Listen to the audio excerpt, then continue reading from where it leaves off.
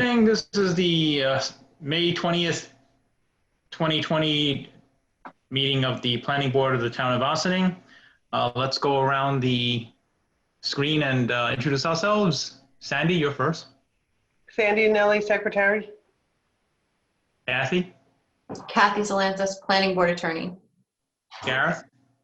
Gareth Huffam, Planning Board Member. Valerie. Valerie Menastra, planner to the Planning Board. Jim. Jim Lucinas, Board Member. Dan. Dan, you're muted. Muted yourself.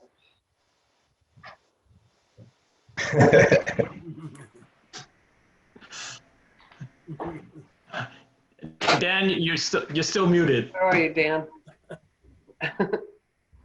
There you go. All right. Dan Ciarsa, Consulting Engineer to the Planning Board. Donna. Donna Sharrett, Planning Board Member. Alan. Carolyn Stevens, Planning Board Member. Ching-Hua Chen, I'm Chair. The first item on the agenda is the Paguchi subdivision, 51 Croton Dam Road. A request for an amendment to the subdivision resolution of approval. Is the applicant here? Yes, Ralph Mastromonaco's here. Good. I understand, does the staff want to discuss anything? Valerie, Kathy? No, at the direction of the Planning Board, Valerie prepared a draft resolution that I reviewed Okay. that the board can consider. Okay. Does everybody have a copy of the latest version of the resolution in front of them? I read it. I don't have a copy of it. Okay. In front of me either. Okay, Valerie, do we want to put this on the front, or do you want to just go through it with us? Well, I actually have it in front of me, so we can either, it's up to you what you prefer. We can, if you'd like me to read like key points, or if you want me to share, what would you prefer? Just go through the key points at this point, unless any of the board members wish some more detail. I read it. Yeah, I read it too, so. Okay. Okay, so I think the key points, the resolution itself refers back to the original December 2007 Planning Board lot minor subdivision approval. It specifically highlights that the particular subdivision plat was filed with Westchester County Clerk. It also acknowledges that the preliminary plat prepared by Ralph Mastromonaco, that they're seeking that in December 2019 they were seeking subdivision approval to further subdivide Lot 2 into 2 lots. The applicant appeared before the board at December 18th and the February 19th, 2020 Planning Board meetings. The resolution also acknowledges that the arguments that the applicant put forward, that the lot itself was specifically denied or restricted for the additional subdivision due to the inadequate sewers. And it also acknowledges that in the February 19th, 2020 meeting, the board was in agreement that they could not grant subdivision of Lot 2 when further subdivision was prohibited by the December 12th, 2007 resolution. It also acknowledges that you could not overturn the previous decision to preclude further subdivision due to the fact that the December 12th, 2007 resolution did not contain any exceptions, nor did it explicitly identify the board's reason for restriction in the first place, and therefore the board cannot determine if the initial reasoning for the restriction had been alleviated. The resolution also identifies that the board also determined that they did not find any sufficient evidence in the record to justify overturning their previous board's decision, and that the board also determined that the filing of the 2009 plat without the restriction on the plat to allow for to prevent subdivisions does not negate the condition of the planning board's 2007 resolution. And then the resolution also finds that the applicants seek to modify the planning board's decision resubmitted, that they withdrew in February their submission to subdivide, and that they resubmitted to amend the resolution, the 2007 resolution. And again, it goes through the planning board's review of the applicant's application, as well as the applicant's position, and then as well as looking at the record itself. And the applicants requested that the applicants requesting the modification to December 12, 2007 resolution to remove the subdivision condition fails to request an amendment of the board's prior grant of subdivision approval. The board cannot simply remove a restriction relevant to one lot, but must consider that request in connection with the previously granted subdivision. And so the board finds the applicant's request to amend or modify the resolution to remove the restrictions would not, even if approved, grant the applicant subdivision approval, but instead the applicant would be required to submit an application for amended subdivision approval. The site is subject to the requirements set forth in section 176 subdivision of land of the town code of the Board of Approval.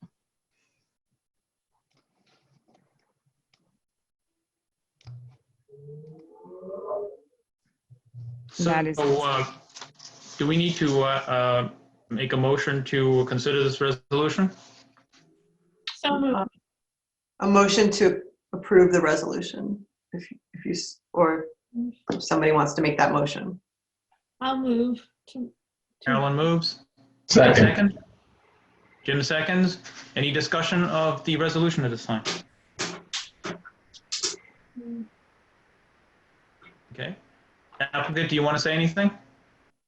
Well, I can see, I'm probably guessing that you're going to deny the application, and I would only ask that the minutes reflect that we believe that we have a right to our application, that we object to any denial, and that if the board denies the application, we would request a certified copy as soon as it is available. Any problems with that, staff? No. Okay. Do you have anything else to add, however, to your arguments, applicant?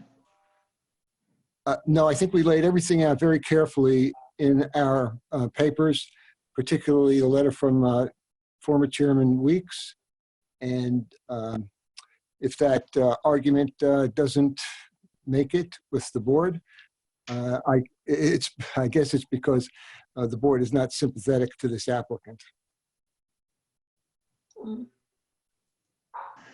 I don't think it had anything particular to the applicant at all. It was just a reference to the arguments that was brought forth. Does board members have anything else to comment at this time? Should we have a vote on this?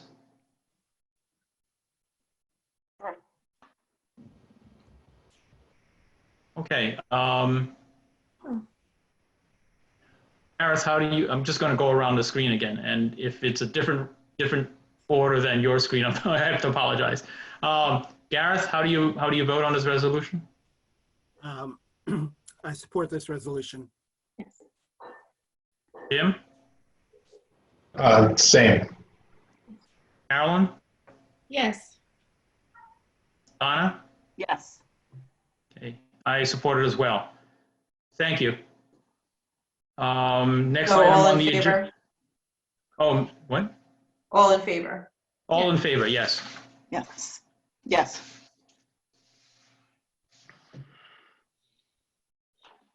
Okay. So the next item on the agenda is the 125 Morningside Drive, new single-family residence architectural review.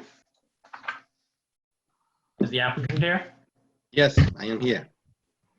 Mr. Rango, do you have anything more to add? Yeah, according with the pre-meeting we have last time was, some comments from the board according with the location of the house, and there was a discrepancy between the site plan we provide and was approved from the board in the subdivision in 2007. We added the information correctly. Now the drawings we resubmitted like I think last week, a week ago, 2 weeks ago, reflecting the right location of the house, right location of the parking lot, you know, the driveway they have, and also the location of the retaining walls. One of the comments also was the retaining walls the engineer provide. We make a couple, you know, sections through the lot to demonstrate, you know, the wall is no more higher than 5 feet 6 inches. And if you see the page we submitted there is a PD 6, I believe. We submitted that one with the section through the wall and show what is the top of wall and bottom of wall, and demonstrate, you know, the height of that one according with the detail we provide. Other comment from the engineer was the provide an as-built drawing for the previous approval for the subdivision and the stormwater measurement they take. We request from the town, you know, a copy of the plans they approve in that time, and we have a drawing also is in the drawing we submit to the board. It's an as-built drawings, don't show too much information, but that one is approved from 2007, and it's you know, they show what is the subdivision and some measurement they take there.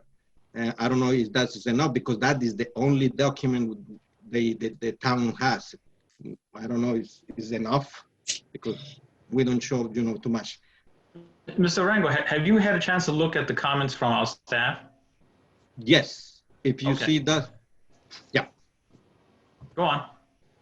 And plus that one, we resubmit, you know, the drawings according with the comments, you know, for the landscaping plan, the information we submit, you know, the 4 plans, the site plans, the landscaping plan, and the 4 plans for the house, the elevations, and also the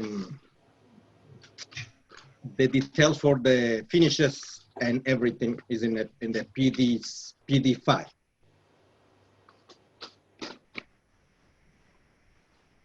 Hey, Dan, did you just had a recent comments on it? Had you managed to communicate with Mr. Rango about this? No, not yet, but I can run through them. Sure, let's do that now. Well, one of them related to the erosion control. The stabilized construction entrance needs to extend to the foundation. Looks like there's only, you know, 15 feet of construction entrance, which isn't enough. Back to the issue about the as-built. I think the only document we saw, if that's what Mr. Rango's referring to, is the subdivision plat, which wasn't an as-built. So our concern there is that what was the original design and was it built?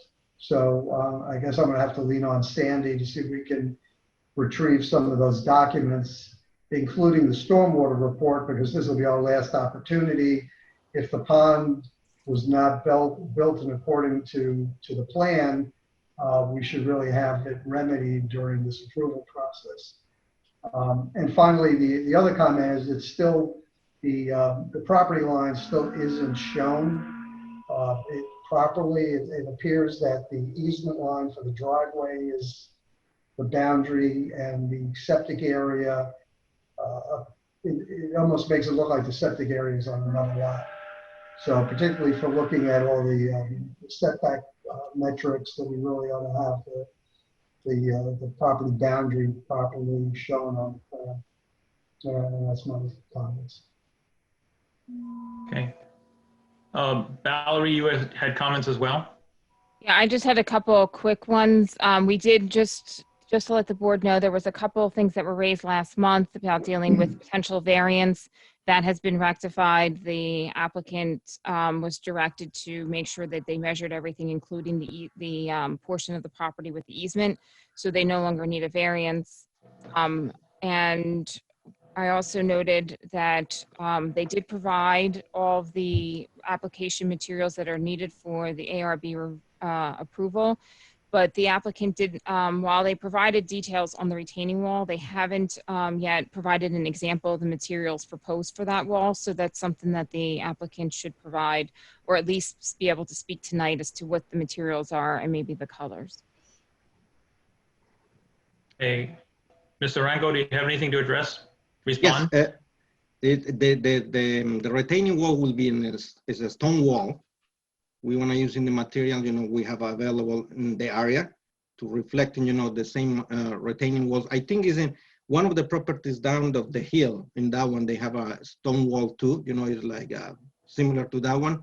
We try to, make like similar to that one, to comply with the area we try to make. But if you can need samples of the retaining wall, we can provide some photos of something like that to show how the wall looks like or will be looks like.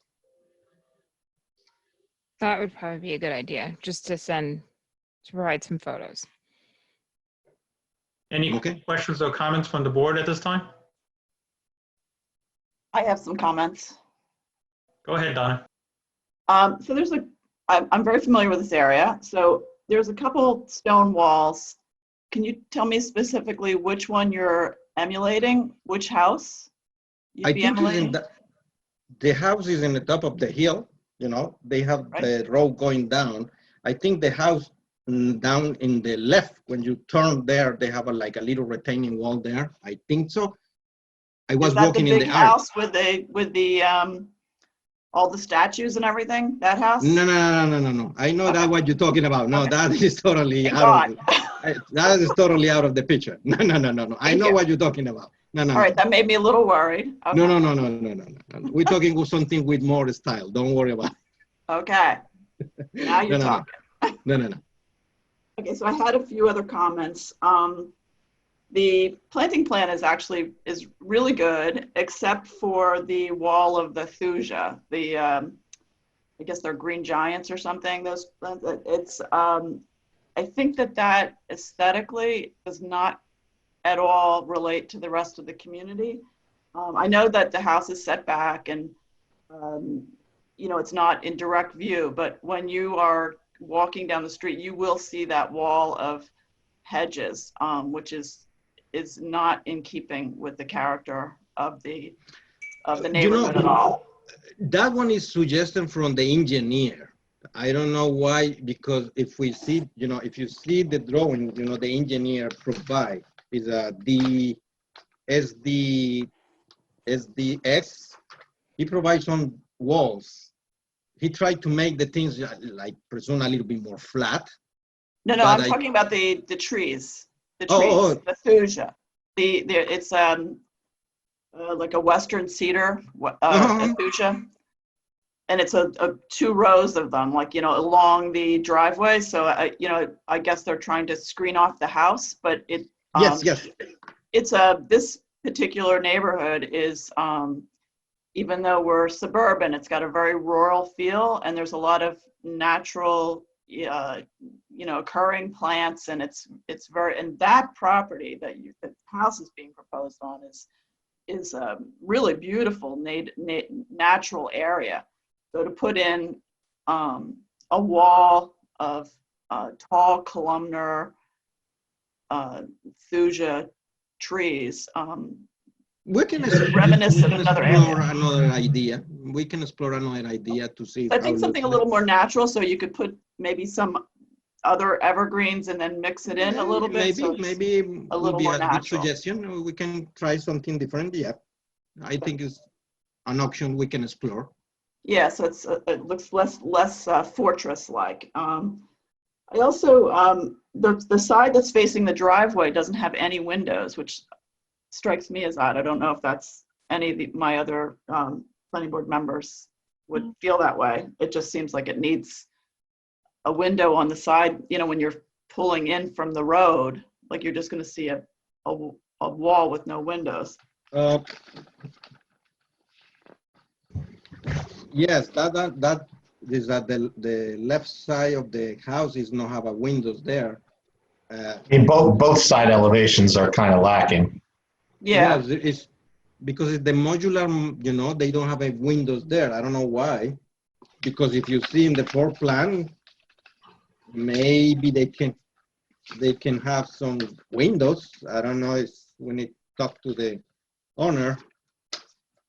Yeah, it seems like it would be more attractive. Yeah, to be honest with you, I don't know why they don't have a windows. The problem is if they put in windows there, I don't know how the furniture can go in around. Because they have windows in the front and windows in the side. And I don't know how the furniture, but we can suggest to the owner, to have some windows in, because the other side has, for the living room area, and they have the laundry and the bathroom. And the left side, they have the family room and the nook. That one is there. And the second floor will be the walk-in closet and the master bedroom. All rooms that can use a window. Yeah. Excellent point.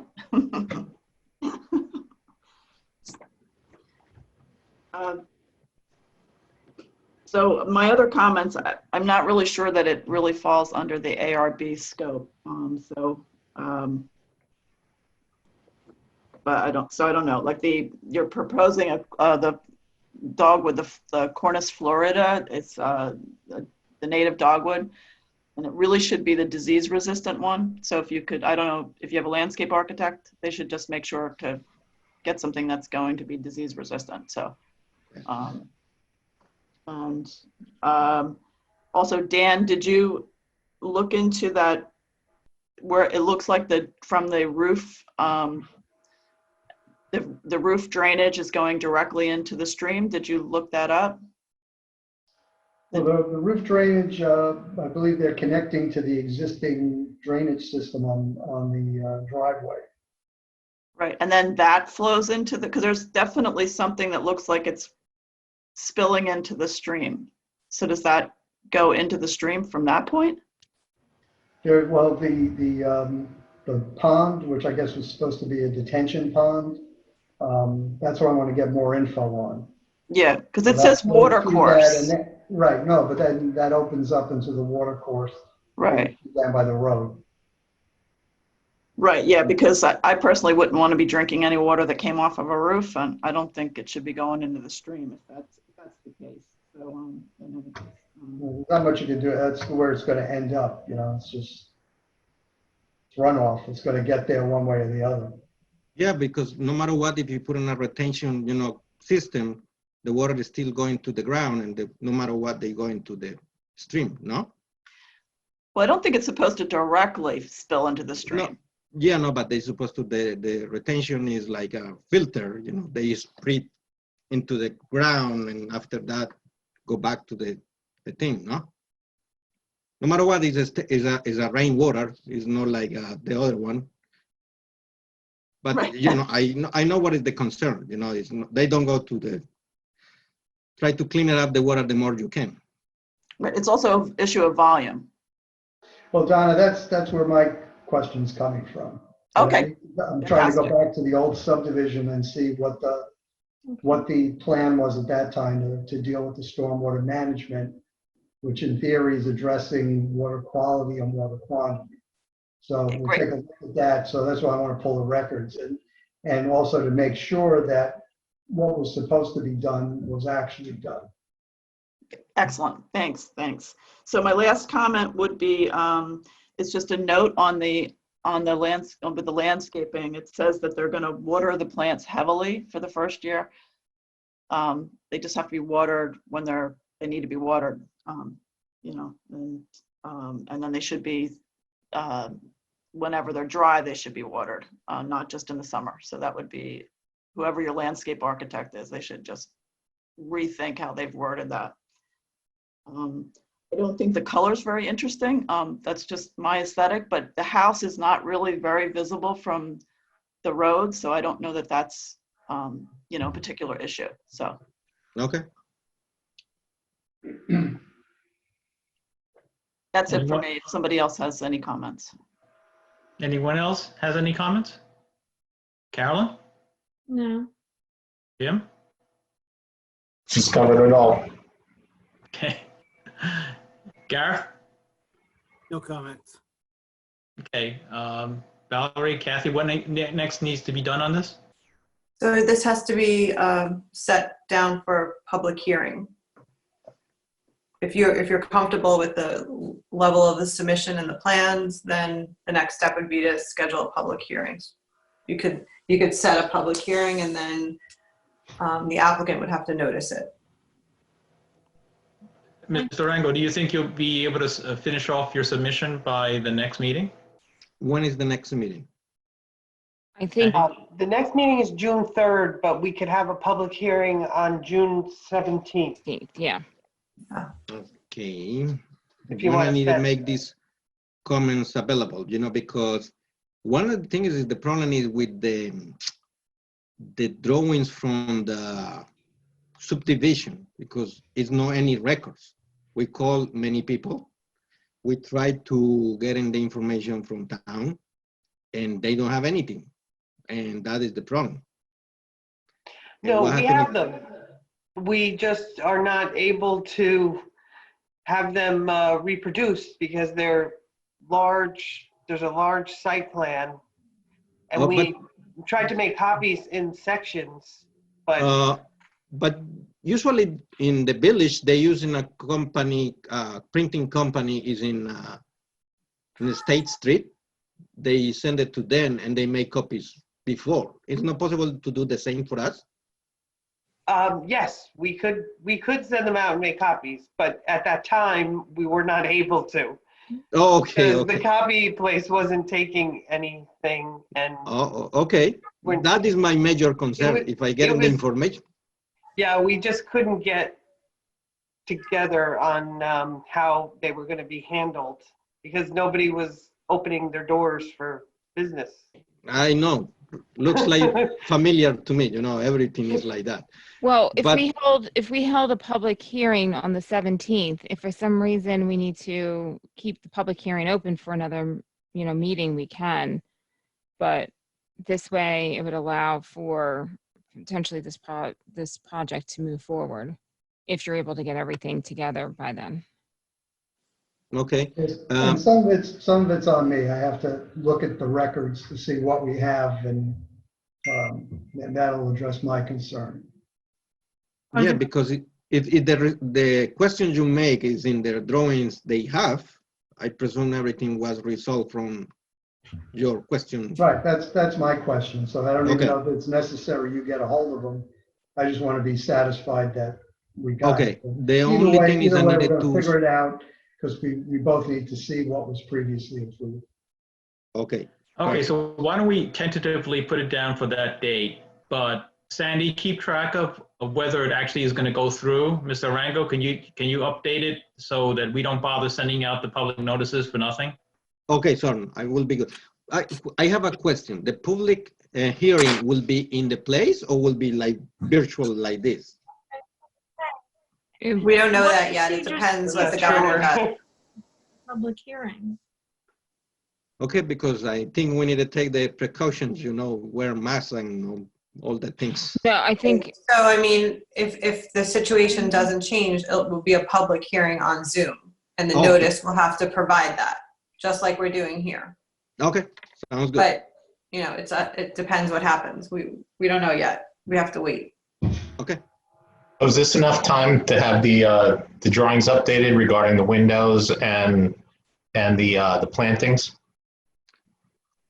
I think so. I don't see a problem to add the windows and the planting. I don't think it's we try to get that done one for next week. Is it possible Monday or Tuesday you have the drawings all updated? Great. And we also need the pictures of the stone wall. Oh, yeah. Perfect. I want to look it up and add the information into the new drawings. You can see everything, how it looks like. Thank you.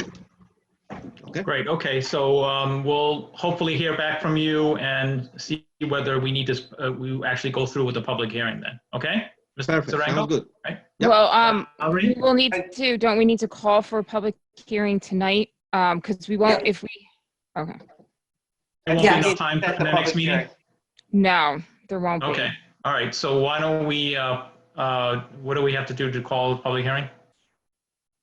Usually you just Motion. vote to a motion to schedule the public hearing for June 17th, 2020. Okay, can I have a motion for that? So move. Calvin Second. moves. Second by Jim. Any opposed? Donna? I'm not opposed. I'm for it. Hey, Gareth? I'm fine with it. Okay, I'm fine with it as well. Carolyn, I assume you vote for it? Yes. You vote for it? Yes. Okay. Sandy, then we'll set it for that date. Okay, thank you. Have a good night. You too, bye. Good night. Take care. Next item on the agenda is 39 Old Albany Post Road, the new duplex architectural review. Applicant here? Yes, I'm here. Hello, everybody. How are you? Hi, good evening. Hello. So what do you have for us?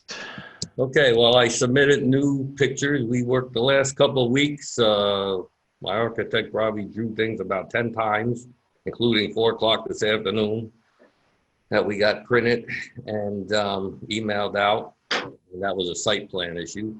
But he redid the house and we switched it. We did all outlining with AZAC. We put the white windows, all the white trim, corners, windows. He did a couple submissions on the roof, and the one I picked, I think, was the nicest.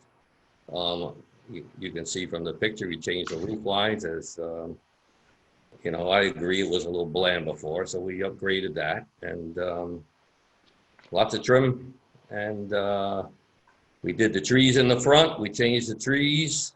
I talked to some local nurseries and landscape architects, and that's what they felt went with that soil. It gave it a little different color.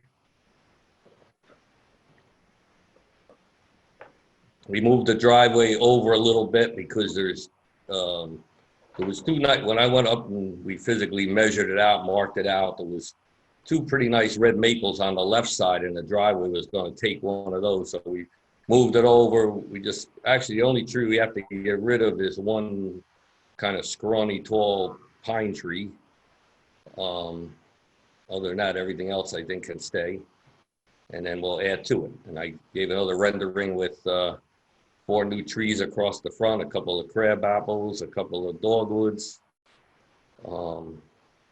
We changed the planting along the back fence to Rosa Sharon because they do well in that soil and they flower, late summer, fall, a little colorful for the backyard.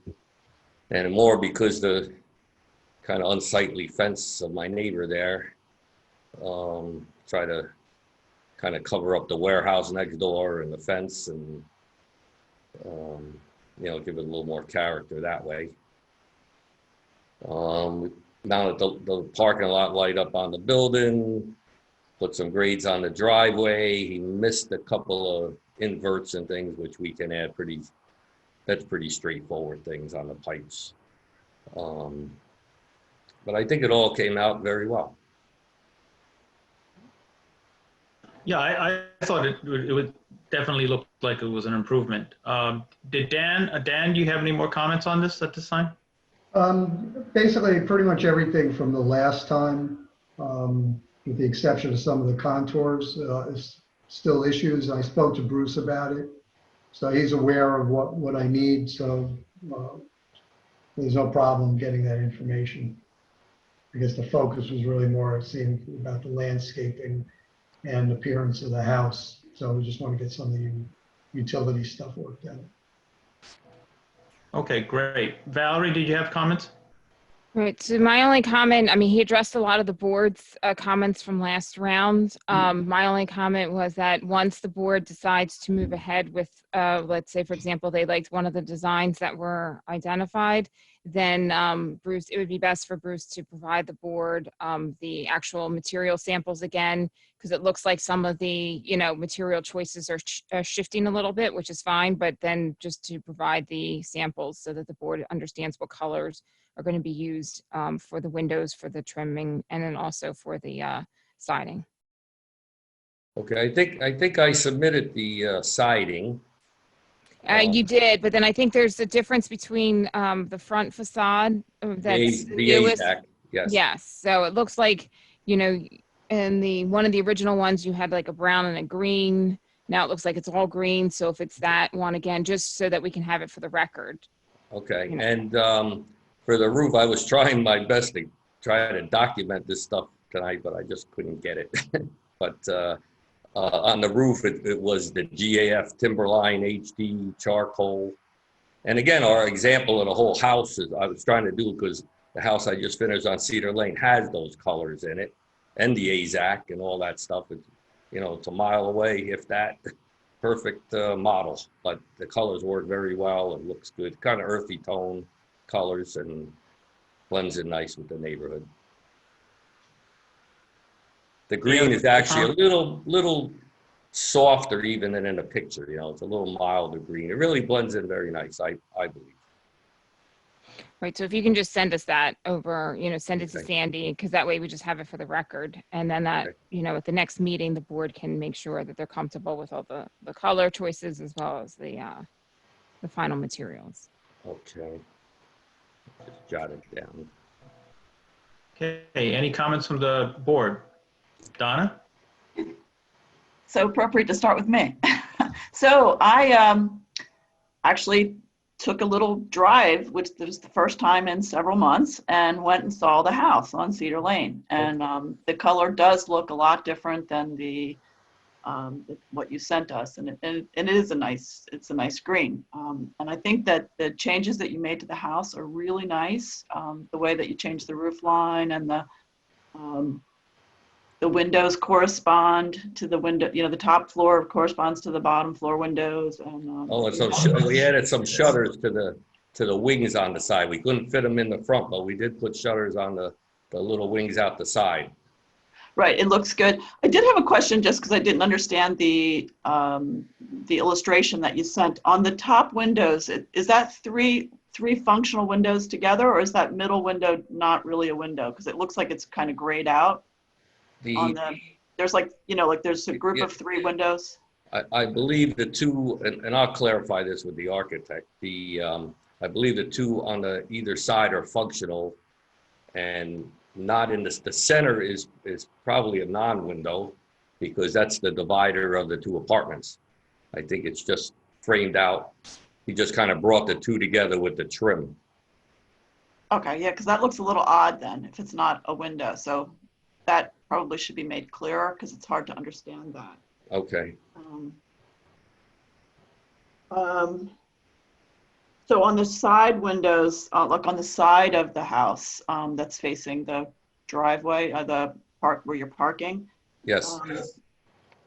Probably the shutters would look good on there too. Would look a little nicer. And then also the light that you have on the porch is a very kind of modern, it looks like kind of like something used in condos or something. I think it would be, considering the feel of the area, that it might be if you had like a kind of a lantern style light or something that's a little bit more, has a little more character, which is such a broad word. More colonial? What? More colonial? Excellent, yes, that's the word. Yeah. Okay, so a lantern style light on the next to the door. Yeah, something that has a little bit more history, historic Okay. look. And then also, I didn't see any indication of where lights were going to go. And I know you had said that you were planning to put a light on the side of the building and it projects down. Is that still your plan? Yeah, he put that on the plan at I got it at 4:45 this afternoon. It got Oh, okay. But it's on my own house here. It's a LED 370 degree it's a lot of lights. They're not like super bright in your eye, but they're a soft flood. And I have a parking area at my house. Actually behind me, if you can see, I have a trailer there. My Is car it still trailer. from the top, like it's on No, the side of the house? He has it, I believe, he told me either 12, I think it's on a 12 or 14 feet high, he thought was the. Yeah, see, I just don't agree with that at all, because you're gonna keep that on all the time, right? I mean, No, that's, mine's a motion center. It comes on just when somebody comes in. And I tell you, you stick your finger out my garage door, it's on. The motion detector covers a large area. Any corner of my house, it comes on, and then you can set for how long it's on for. And it's really just a soft, very wide, but bright enough to see. I mean, I back my trailer in at midnight sometimes, and when that comes on, I can see back into my parking space. right. Yet it's not like if you look, you can look directly at it. It's not like sharp in your eyes. It's like just a very wide. So is it a yellow light? Is it? No, is it's it, I think they call it daylight. You know, So they that's have a blue different light? colors now. It's kind of like bluish. I don't know. yeah, so it really, It's not for yellow. It's not yellow. It's like, a warm, like a low, yeah, like fluorescent maybe, that bluish. yeah, kind of. you don't want fluorescent. No, but I mean, I don't know. It's not yellow like an incandescent light. Right, yeah, because preferably, you'd want something in the yellow spectrum where it's less bright, so that you're not attracting the insects and then, sending them to a certain death, like, so. Yeah, But no, this preferably, I would really, and I see it a lot of places where they have the ground mount lights that are downward facing and it still illuminates, but this is not my forte, so I would defer to my other planning board members on that, if I'm out of line with this. I've never liked, I have a neighbor that has a light up that shines down, and it's not on a motion sensor, so you have one better on that, but it is really annoying because it's where everyone looks at, like, rather than the low ones that are downward facing.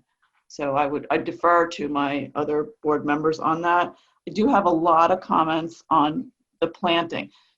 Sandy, is there any way that he could get that brochure that's on the EAC's page about plant choices? I got it. Yeah. Okay, so none of the plants that you're using are on that list. Rosa Sharon is like an invasive. It's not on the invasive list, but it's so invasive. Crab apples. These are like, I spoke to 1950s. I spoke to professionals.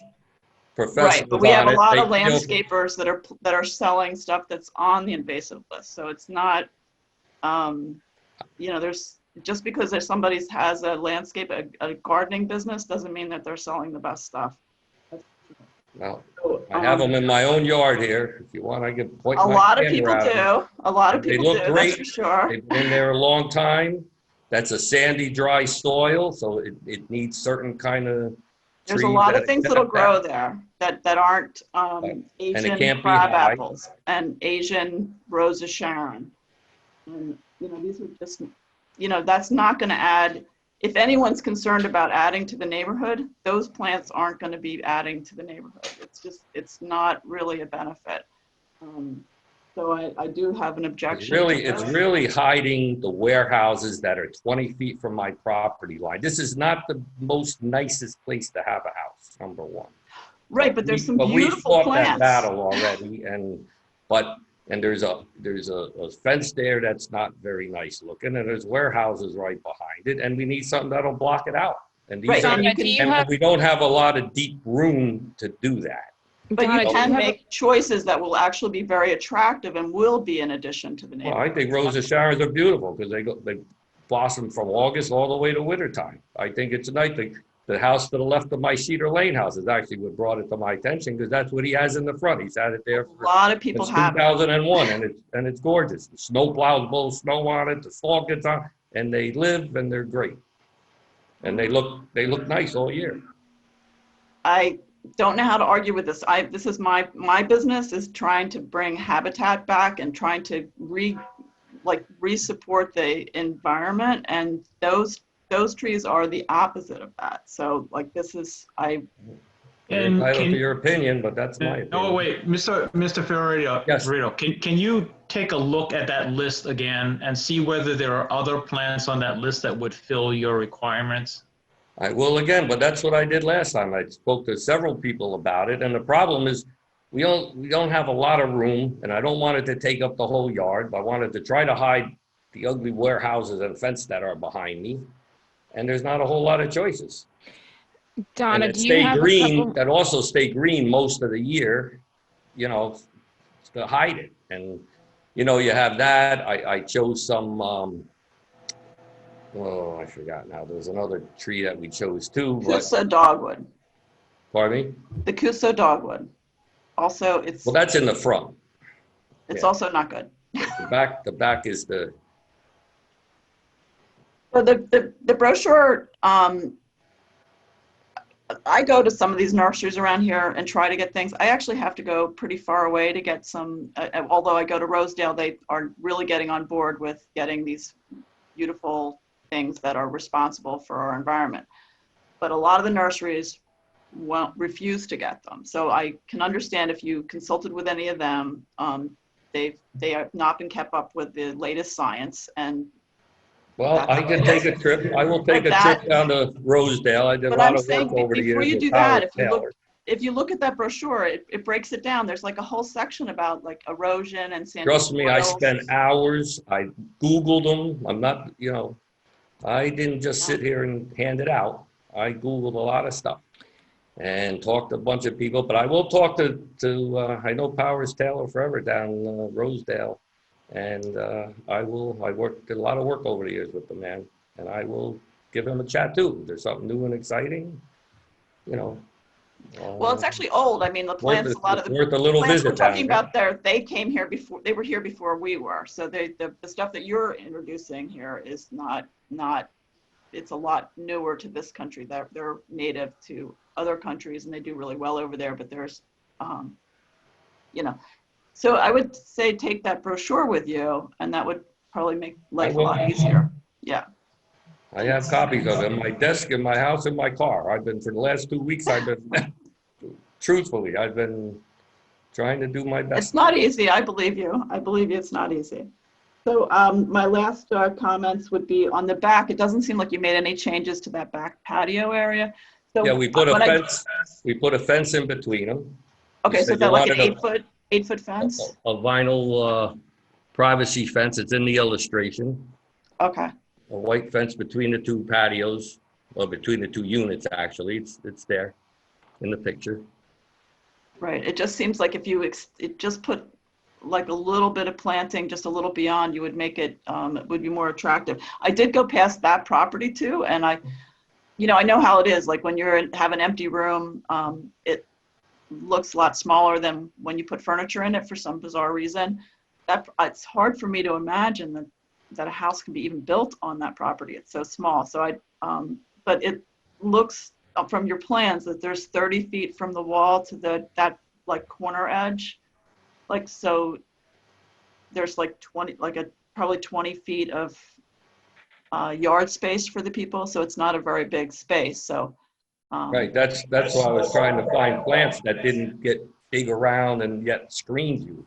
And you were kind of limited on stuff. That, you know, with that space that you didn't invade the whole yard and people still had room to breathe, you know. So that was, you know, there's a lot of considerations when we picked these out, what we picked out. Right. So particularly being in this crazy place they are now where people want to have their own separate spaces. I mean, it makes you really rethink everything. It just seems like if there was more separation between the two backyards, that might be nicer. So more than just that one piece of fencing. Well, he has 3 sections coming out. So I believe they're 8. Oh, so I couldn't see that. That's a substantial. So that's 24 feet? Well, he didn't put a dimension on it, but it does show 3 sections. I think typically they're 8. Oh, so I didn't pick up on that. Okay. Yes. So, because it looks like a small section. Okay. Originally, I think he just had one section of a I forgot what some other kind of fence, but I told him you had suggested like a white vinyl fence or something, you know, and Right. solid, and to put it long enough. So if we could just see that again, like, because Okay, you for should some have it reason in I your missed that. email. You should have it in your email. I sent them all. Okay, I'll check again. Yes, definitely. Yeah, I think It there's, was sent late. yeah. I think it was Oh, okay. sent late to us. Okay. Okay, it should be there though. Okay, so I think that's everything. But again, I think that your redesign of the house was really nice, and it was Thank like, you. it looks really good, and the green on 155 Cedar Lane seems like a nice color. That was an extremely difficult lot. That looks Anyone else like have any other comments, Carolyn? Yeah. Jim?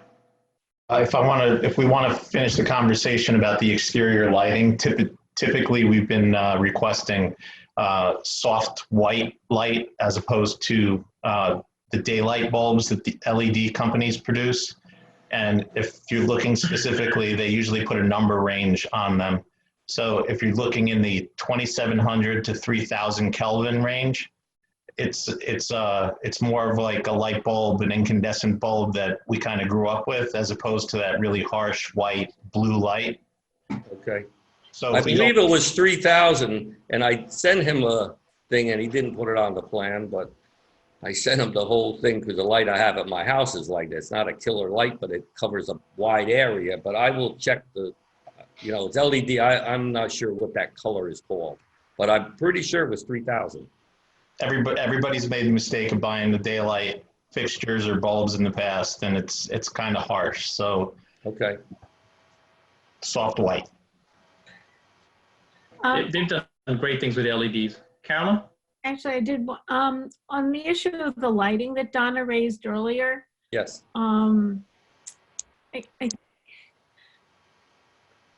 it's also been my experience that if you can have the lights lower down as opposed to up high, that they're less intrusive on everyone around you. Well, the architect suggested 12-foot high. Now, also keep in mind, next door is a warehouse. It's not like it's going near, it's not shining towards anybody's house, period. But 12 foot, I mean, a car is people 6, 7 feet high, so it's not that high. It's not like up on the second floor. It's probably between the first and second floor. Yeah, but how's that going to affect the people living in the house? I mean, it's It's on the side.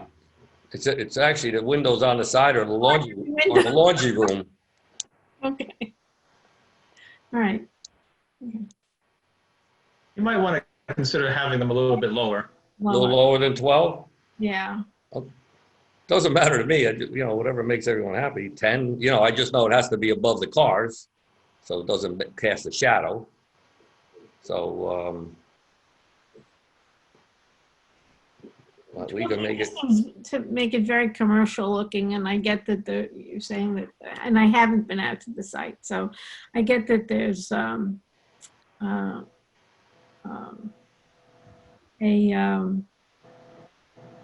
warehouse next door, but we're trying to create a residential feel. I don't know that 12-foot light stanchion is.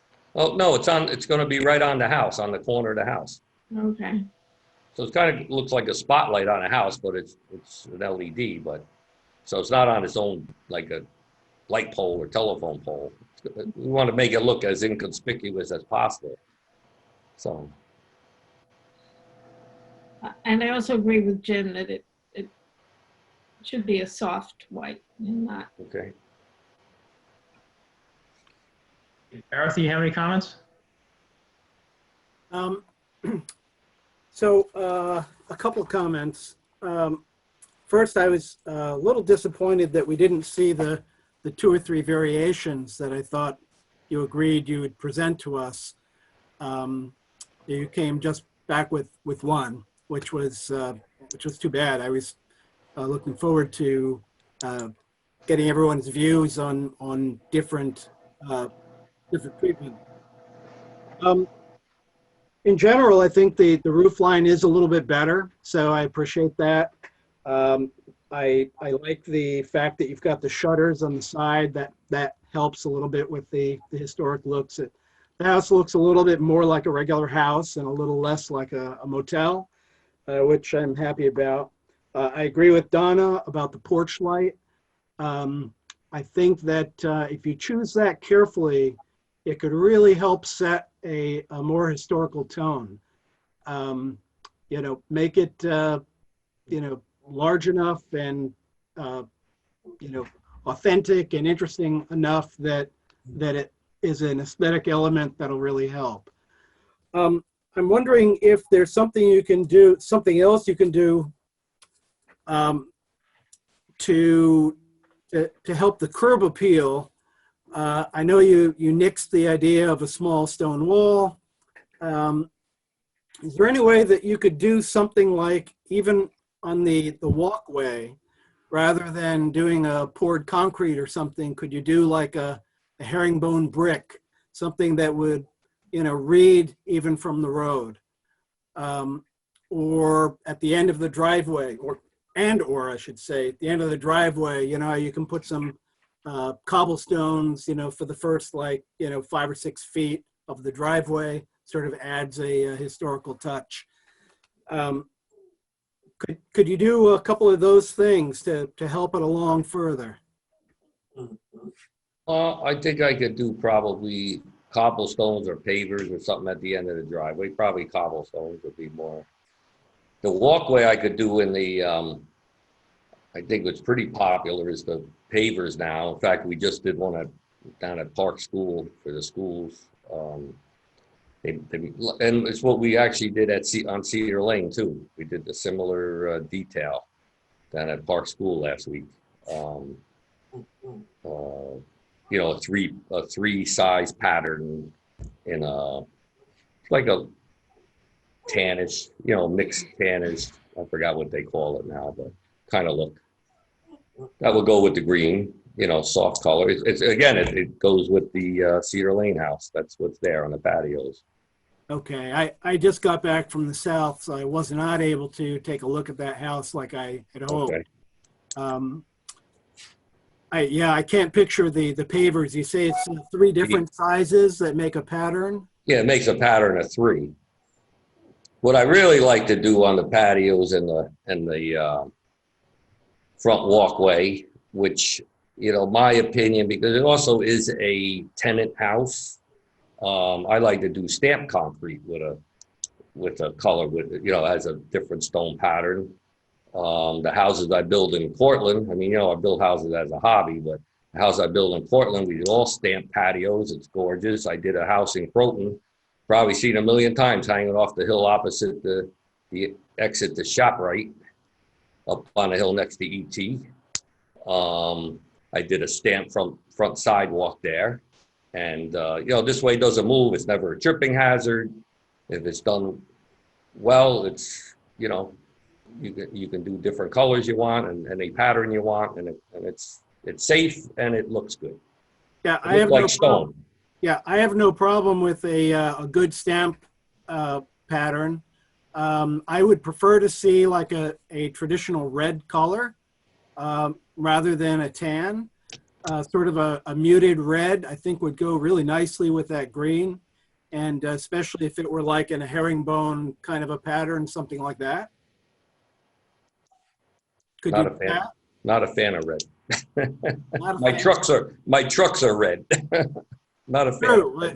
Yeah, your trucks are very red, They're but very I'm talking red. about more of an earth tone red, you know, like an old brick. Sort of like the color of your building brick would be perfect. I'll consider it. Okay, and for the cobblestones in the front, are you committing now to doing real cobblestones? Yeah, I'll do real cobblestones in the front. That should be stone. Okay. Problem with pavers there, you get road salt, you get everything. I mean, they're pretty tough, but I think stone is stone. And it looks so much better. Yeah. We could do that. Okay, and think about the muted red for the brick, whether they be pavers or a stamp pattern. That's your choice as far as I'm concerned. But Yeah, think about that.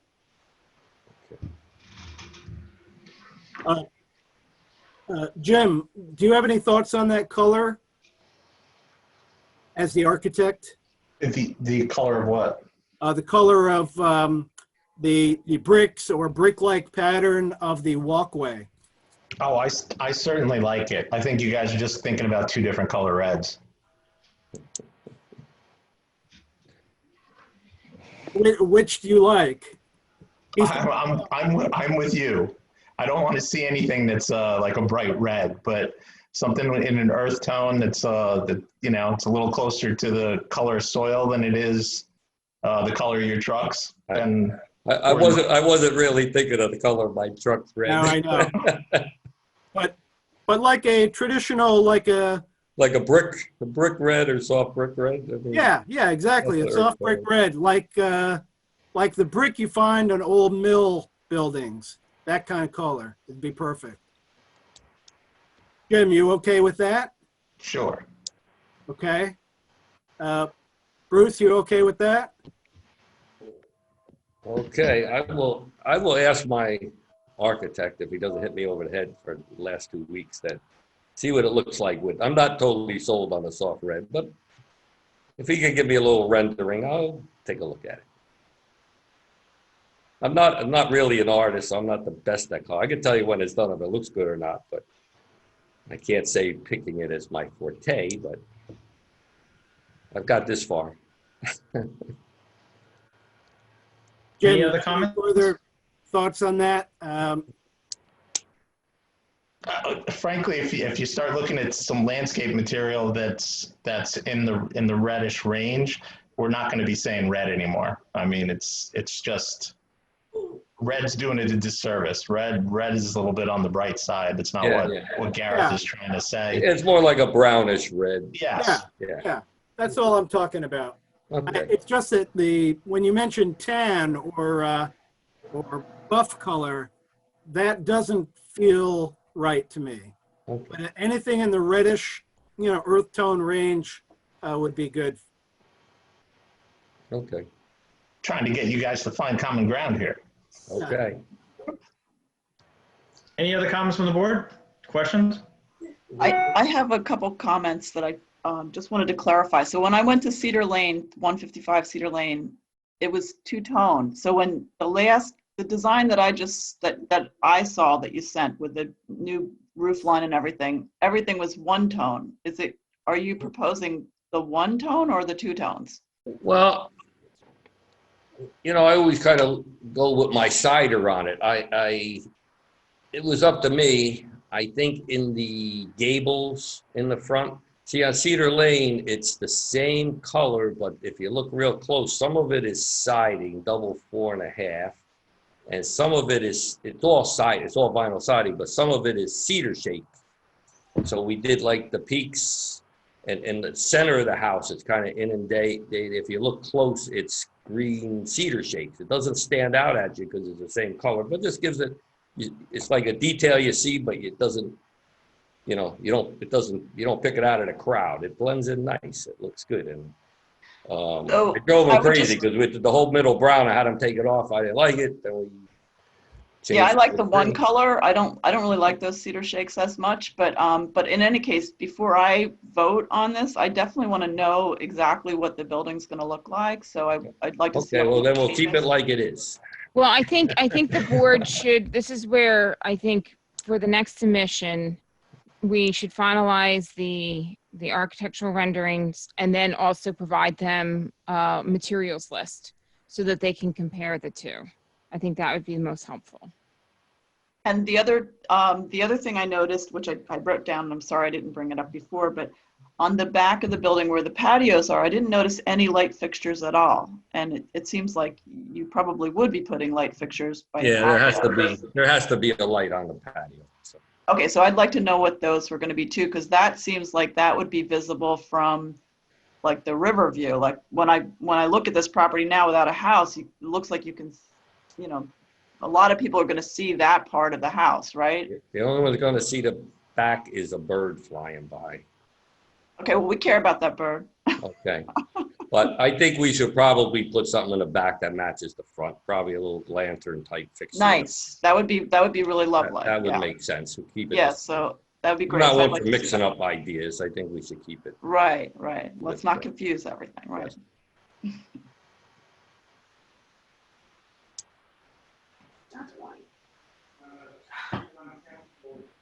Ching, you're muted. Any other comments from the board at this time? Carolyn? No. I'll wait to see the, Does he have any comments on the board? No. Oh, you look great. Well, I have a comment. Can we get it on to the public hearing? And we can do the same thing as we could do the same thing we did for the previous applicant. Is that reasonable? Valerie? Yes. As long as Bruce has enough time to take care of his end. sorry. Sorry for that. It's my nephew's birthday. We were having a family Zoom thing. So too many things going on. No problem. Okay, all right, so Sandy will take care of it. You need to do a motion to set the public hearing for June 17, 2020. Okay, could I have a motion? So moved. Second? Second. Anna, how do you vote? I vote in the affirmative. Alan? Yes. Jim? Yes. Eric? Yes. Yes, and I do as well, so no objections. Okay, thank you. Have a Okay, good night. thank you, everybody. Have a nice The night. next item on the agenda Good night. Thank you. is the Sunrise Solar Solutions for Club Fit Briarcliff and 584 North State Road. Is the applicant here for a site plan review approval? We are. Great. Is that a backdrop or are you actually sitting on top of a roof? I can be anywhere you'd like me to be. The virtual backdrops are the best. So thank you. I'm Doug Hertz for Sunrise Solar Solutions, and we have Dawn McKenzie from Insight, our site engineering company as well. So thanks for having us. We're here before you for a minor modification of the site plan based on a solar system that we are proposing to install for Club Fit on North State Road. We're very excited actually about this project. This is a major effort by Club Fit to go green. And I'll just give you a couple metrics, which are kind of fun. The system is about 544 kilowatts, so a little over half a megawatt. It will produce just about 596,000 kilowatt hours a year. So if we use the EPA's carbon offset equivalencies calculator, and doing that, we see that it offsets 421 metric tons of carbon dioxide each year, which is extraordinary. And you know, the equivalencies calculator also gives you lots of different ways to look at it, tankers of gas or barrels of oil, however you like to look. One of the things that we like is how much carbon offset it does compared to acres of mature US forest. So according to the EPA, this offsets, this is the equivalent of what 550 acres of mature US forest would do each year. So this is a very significant contribution to the clean energy economy and to cleaning up our environment, which is very significant. So just to give you whatever, in the Northeast, 1 acre of forest has a typical density of 202 mature trees per acre. So, and this is germane to just a couple of discussions later down the application. So while we are taking down some trees, which is one of the significant notes that we see from you, we are creating the carbon offset equivalent of 111,100 trees.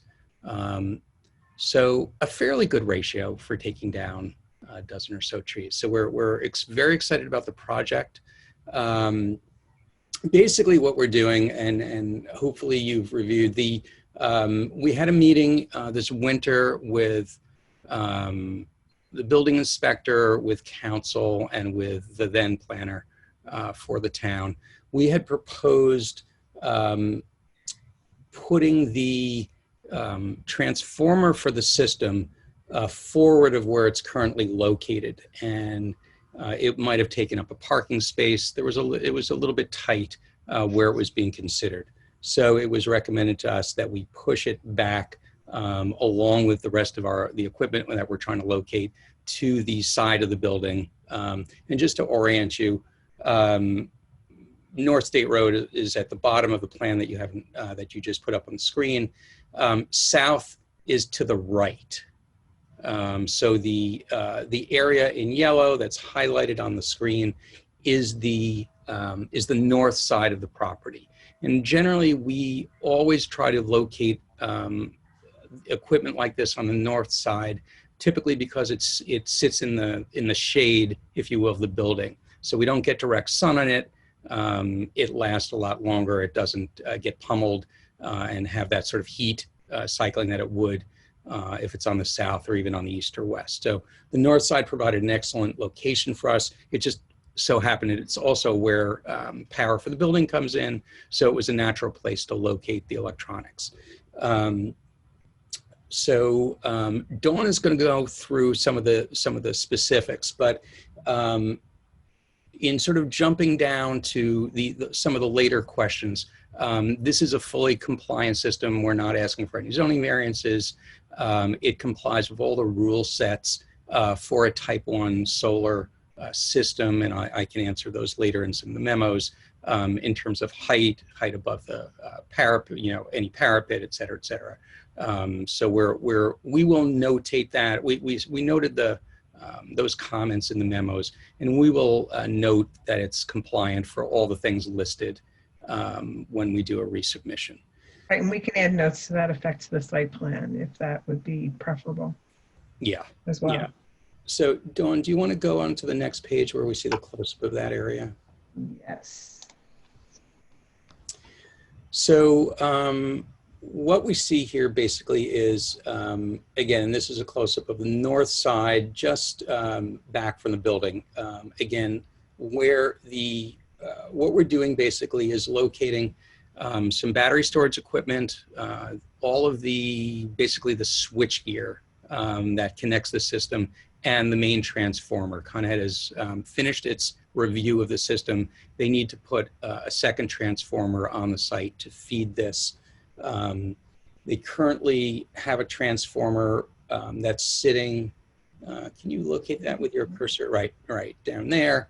And then above that on the plan is basically the electrical gear that feeds the building in that shed space right there. What we're doing basically is taking the area between the storage facility to the north and the building, and we're clearing out some kind of untended area, if you will. I have photos if it's helpful. And there are, so on the left, you'll see what the existing conditions are. We have X's where we're notating where trees are coming down. Where the intention is to put the switchgear and the storage equipment along the side of the building, as you'll see in the center plan, sort of schematically. There's a little bit of a retaining wall that has to go in to maintain grade. And then we've begun a discussion, sort of a preliminary view of what a landscaping plan could look like. We understand that we're going to need to further go into that a little bit further, and I'll let Dawn talk about that. Dawn, you want to sort of go through some of the rest of it in terms of course, and then maybe go through the memo, and maybe we can respond to some of that. Okay. So Doug hit on most of the highlights of what's going on here. And, some other things that he didn't mention is that there are some existing AC units on this side of the building. There's a couple in this location right here, and there's a couple back here. And part of what we have to do is we have to relocate those. So we're putting in pads for those right here, and there'll be an overhead connection to and from the building, you know, sort of a bridge, they call it, I guess, to connect those. So that's something else that's being done as part of this. And there's, in this location, between the storage area and the building, there's a kind of like a berm in this area, and I can show you photos of what that looks like, existing conditions at the site. So this is the area, if you're facing, you know, looking at the building from the parking lot, this is the shed that that Doug was talking about, and the and where this equipment is going is back in the corner on this end of the building. You can't even see it from the parking lot. It is completely invisible. In addition, it's going to be screened by a 7-foot high fence, which will have privacy slats on it that will match the existing fence that's on the site. The 7-foot high fence is actually required by, it's the NEC, that's the National Electric Code, correct, Doug? Yes. Yes, and that's required for installations of this kind for safety and security. And it also benefits to provide screening, which is something, you know, so no one will have to look at the equipment. A couple of these other photos. So this is, once again, that shed. We're looking along the fence line, and you can see the proximity of some of the existing trees to what's already existing there. And they are pretty good sized trees. But if we look at some of the other photos, you know, this is, once you step inside the fence, this is the first set of AC condensers that we're going to be relocating as part of the project. And this picture here actually gives a good idea, as well as this one here, what the area is like. It's a very narrow corridor, and the trees are all within 15 feet of the building. Some of them are closer than that. They're 10 to 12 feet from the building. It's a really tight space, and some of them are pretty significant. You can see that there's been ongoing erosion in that area, and it's undermining the roots of the trees. If you look at this also from the self-storage side, you can see, I'm going down to the lower left corner, that this is actually a low berm, and it's even lower on the side of our property. And the trees are very close together, and trees of that size so close to the building, they never should have been allowed to grow in that location. They should have been maintained and trimmed out. It looks like they've seeded in over the years and filled in, and they're all on top of each other, and it's not really a good condition for the trees. It's not good to have those in such proximity to the building. And even if we weren't doing this project, those trees really should come out. Just pointing that out. And plus, they're not providing any benefit to screen from the outside. The fence is going to do that.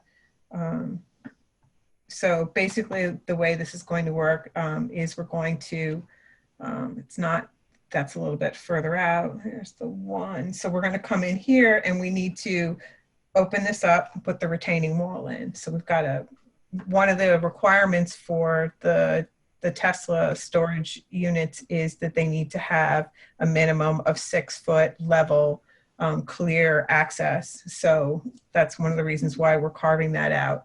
We've kept the retaining wall as low as we could. We have a limited space, and we tried to pick a system that we could install without having to put tiebacks in and carve further into the existing berm. So that's why we selected the modular block system that we did. Plus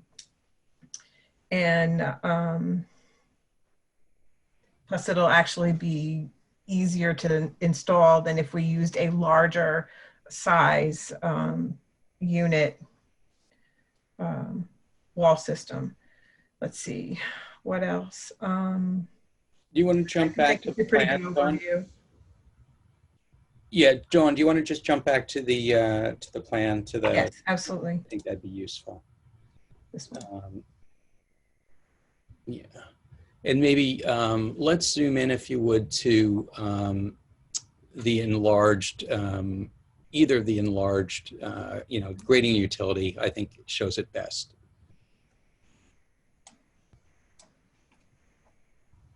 Yeah, so what we're doing is, so coming from the street, we'll basically take what was an existing fence system which stopped, which is along the line, which is on the border right now. So can you show where that existing fence is? Right, it goes right there. And then we're simply going to extend that, right up the line, and then bring it in so that we can secure the equipment against the building, so that doesn't is secure and meets the electrical codes and fire codes for security. The path that Dawn was referring to is this gravel we're going to put in. Gives us, we need 6 feet of clearance in front of the units per code, and so that we can maintain them properly. And that goes right out to the front of the parking lot. One of the comments, or one of the questions I think that was raised in one of the memos, is, are we going to be removing anything or changing anything, losing any parking spaces? And the answer is no. We're not proposing to reconfigure anything on the front of the site. All the work that we're doing, aside from a quick underground trench to attach the utilities, which will be buried, is on the side of the building.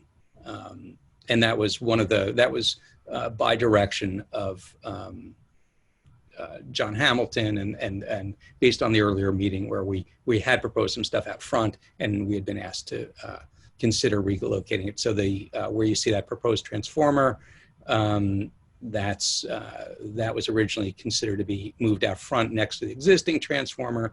But again, we would have lost, there's a bike rack out there and there's some parking spaces. So, we're going to do the extra work and put it back there. And I think it's the right decision. All the rest of the equipment, the solar panels obviously are going to be up on the roof. They're in the same plane of the roof. They typically sit a few inches off the plane of the roof. They don't go above the ridge line. We're able to, there's a, Dawn, can you put up the Sunrise Solar plan? And I think, yeah. And if we go to, I think it's the next page.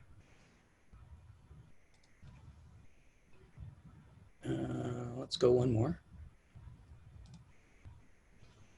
Yeah, there we go. So basically there's a section, and of course it's easy for me to show. We're locating a bunch of our electronics up on the roof so that we don't have to completely inundate the sidewall with equipment. There are 2 false walls on the roof. Dawn, can you take your cursor and highlight, come on down and go to where it says 5 SE100K inverters? Oh, right here. Yeah, right in that section. Yes. So that section is towards the front of the building, but it's behind some false walls that are up there. And I'll just, if we go to the main plan, so if you go back up to, I'll show you where that is.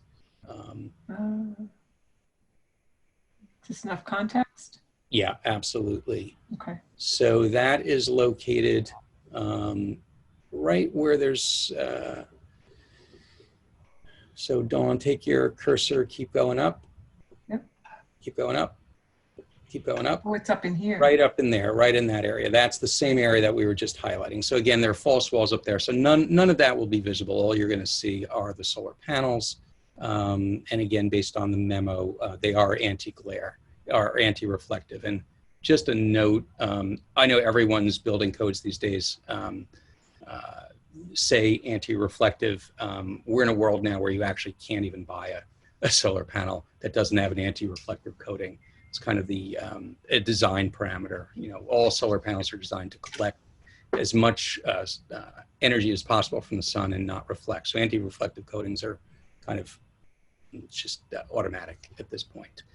So I think that's it. Happy to answer questions and dig in as much as you'd like. And do you have any further comments on this? Dan?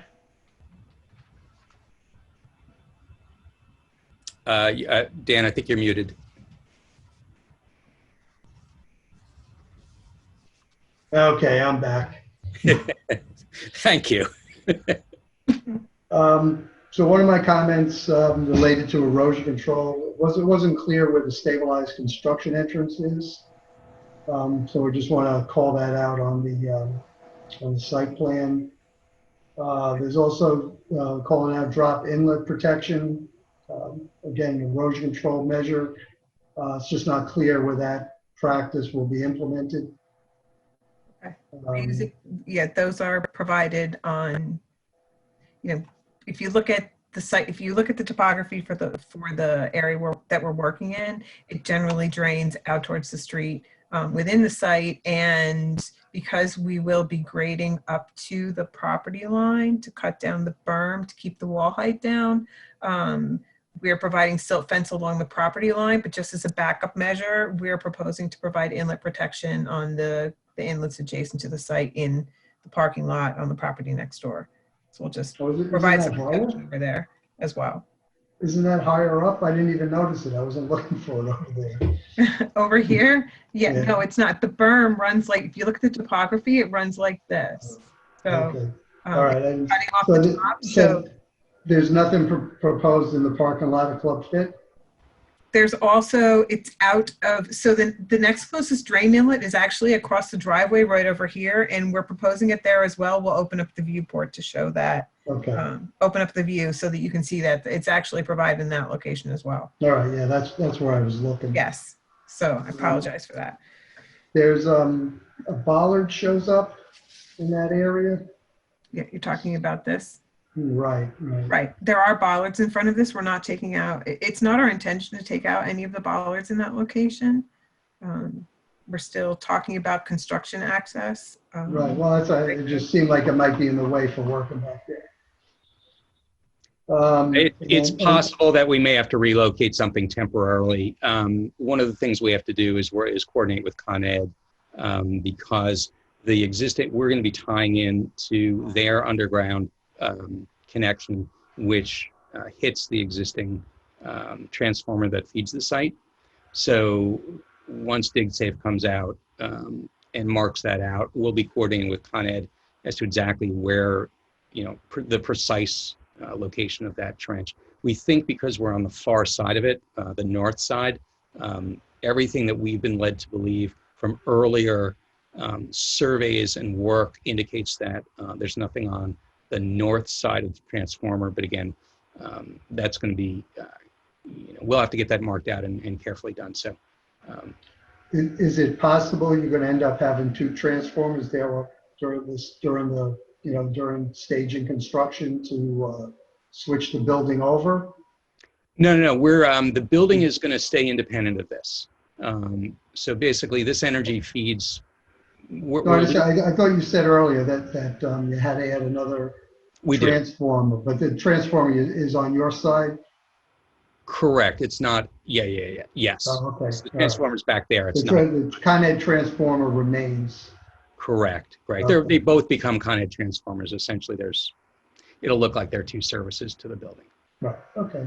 Yeah, and then the final thing you touched on, Doug, related to the parking spaces. So right. There's kind of like a lot of different things going on in that corner. So we just wanted to make sure that, that there would be access. And I suppose, the building inspector may look at this too in terms of, I'm not sure what the new building code just kicked in. So I don't know if there's going to be any fire code issues related to access to the battery storage. Right. So again, that may require some enhanced access to that location. Okay. That's the extent of my comments this time. Great. Okay. Valerie? Yeah, so I had a few comments. I believe the applicant is already starting to address some of those in the presentation. But the first was really dealing with zoning table. And needs to be updated. It didn't look like it reflected all of the bulk regulations in the district, so if they can provide a revised zoning table. Although I believe, you know, zoning variances, it still would be, we need to update the table for the record. This application is also going to require site tree removal permit. So this will also have to be referral to the Environmental Advisory Council because it's the permit, the tree removal permit is associated with the site plan approval. A couple of the comments for relating to the tree really dealt with that the tree planting plan needs to show that the removal of the 6 of the 7 trees would actually equate to 50% of the total aggregate of the trees, something that I believe the applicant already acknowledged that they'll need to provide us a little bit more information on the landscaping proposed and also making sure that it adheres to the section 183.12G of the tree permit. The application is also going to require a solar energy permit. And again, there were a few items identified in the solar energy permit that the applicant needs to just maybe modify the site plan or make notes on the site plan that the solar panels, the roof surrounding parapet, more than 24 inches. The solar panels have the anti-reflective coating. Systems will comply with height limitations of 4 feet above the roof line. Another note for this particular application is dealing with the fire access and also the fire department. It was recommended by John Hamilton, and I also added it into this memo that maybe sending this application over to the Briarcliff Fire Department. Their any comments, especially regarding fire safety or access to the building during an emergency. Sandy, has this been referred over to the Environmental Advisory Council? At this point, it has not, I don't believe. No, and I think one of the things that I think it would probably help the Environmental Advisory Council if the applicant provides us the additional information for the tree permits still missing. So once that is provided, then I think at that point it would be ready to refer over to the Environmental Advisory Council. Okay, and what stage should this be referred over to the fire department as well, Briarcliff Fire Department? I think at this point, the site plans and the fire department's really going to be mostly concerned with what is being proposed on the side of the building and the rooftop. So I think it's ready at this point. Good, okay. I have a All set right, of plans. we can send them. Okay, are there any comments and or questions from the board at this time? So I have some comments.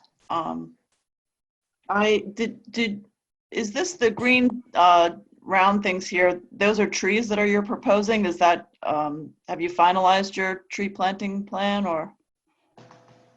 Those are some of the trees that we're proposing. We're going to take another look at this. So when you scroll down, if you scroll down on that, it showed 3 on the other side of the, 2. Okay. So my comment would be that that's the north side. There's no way that anything's going to grow there. So I love trees, but I would say that you probably shouldn't plan to put any trees in that area. Understood. It's not going to grow. I did have a question when I looked at a GIS map. So if you showed the overview of your plan, in between the tennis bubble, which is that back building, and the main building where you're putting the solar on, there seems to be a lot of trees in that area. And on the 2018 GIS map, it looked like they were casting a little shade on the roof, but you know, it's hard for me to know. It's a GIS map, but are there plans to cut those trees down back there or reduce them or? No, so there's, all we need to do there, the heights of those trees aren't significant. We go up and we do a pretty thorough shade analysis. So we've done We've done drone surveying. We've done 3D analysis of this. And what we recommended, the trees have gotten a little bit overgrown. They were sitting on the roof edges and causing some problems. So we just recommended to Club Fit that they just be a little bit more vigilant in keeping branches pruned back, so that we can keep an 8-foot aisle that branches aren't overhanging the roof. But that's really all. So they did that. I think they did that last year. They started to just do a little bit more pruning. And right now, I think everything is where it's at. So I don't expect that there's no more tree removal back there for this project. I don't know what what their overall landscaping plan is, if there are any other changes. But for this project, this is the extent of okay, because the building, the storage unit next to here, their tree plan is what they just chop all the trees down. They just keep chopping them down, and so that in the back, so people can see the sign from Route 100. Yeah, it's really atrocious. We're not planning on doing that. And as a matter of fact, the trees actually have a positive function between the building and because it does provide some visual relief from the sun for the tennis courts. So, yes, it's pretty. It also looks pretty, and when you're in that little cafeteria area, I've been in there. Exactly. So my other comment would be, I have a couple comments, but one is, certainly you can see why the trees would need to come down there. I don't think anybody would argue that they'd have to be saved. I mean, and it's a shame that all that erosion happened, and I think trees are they depend on us, and we let them down. I think time and time again. So it's certainly no fault of theirs that their roots are exposed, but those definitely look like they would have to come down for this installation. But I would like to point out that often in the solar versus tree argument, trees are looked at only for their carbon sequestration.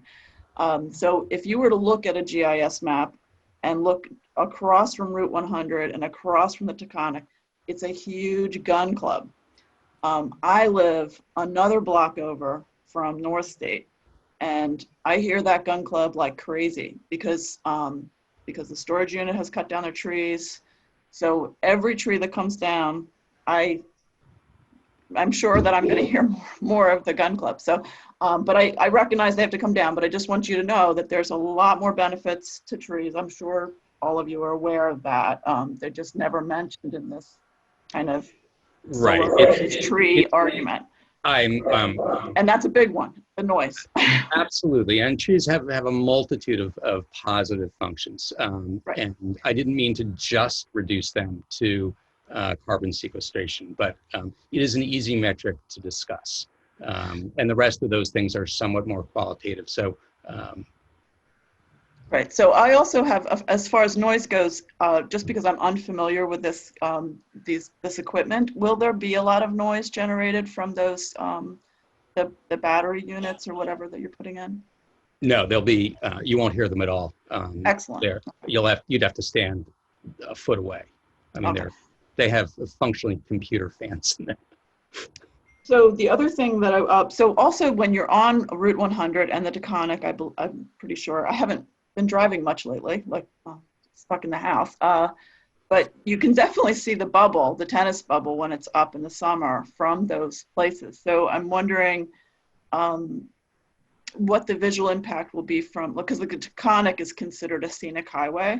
It doesn't seem like there'd be much difference than looking at the roof, but I just figured I would ask if you feel that there would be yeah, I mean, impact, view shed impact.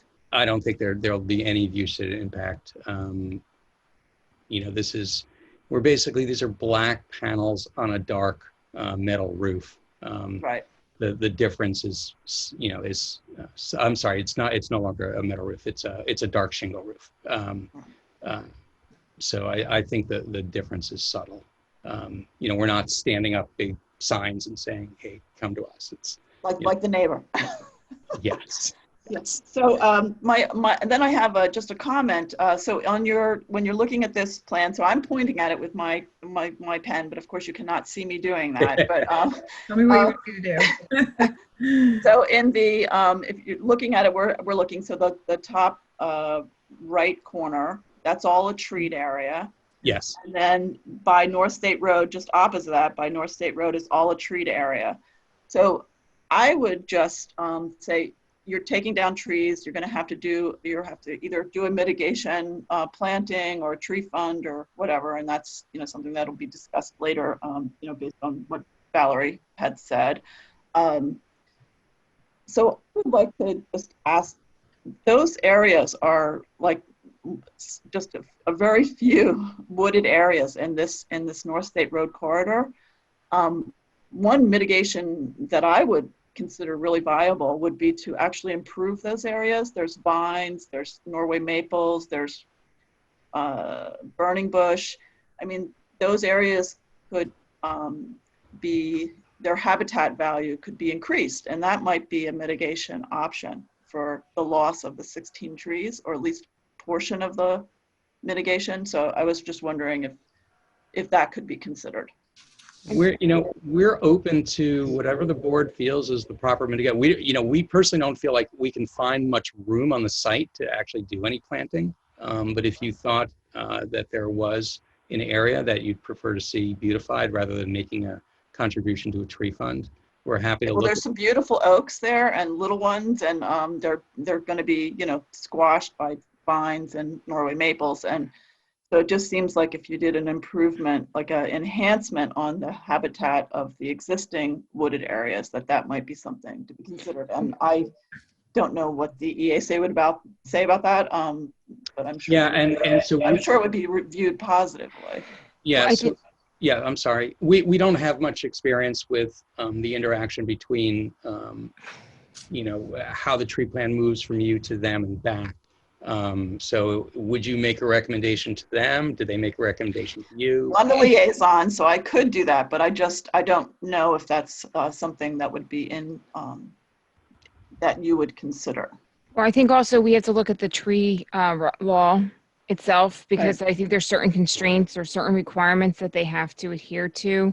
And so we'll have to look to see if it has that kind of flexibility in there. Okay. But I'll look at it, and we can get back to the applicant with Right. some options as Yeah, well. and Dawn will work with you on that. That's her area of expertise. One of the things that we were looking at is, while we're wrapping this tree removal in as part of this application, some of those trees have to come down anyway. They're kind of, at the point where there's that much erosion, these trees are dangerous. So I don't know that, one of the questions is something that's a hazard to the building that has to come down, does that get replaced as if it were a specimen tree, or is there a different set of criteria? So that's something that I think maybe Valerie and you can work with Dawn on.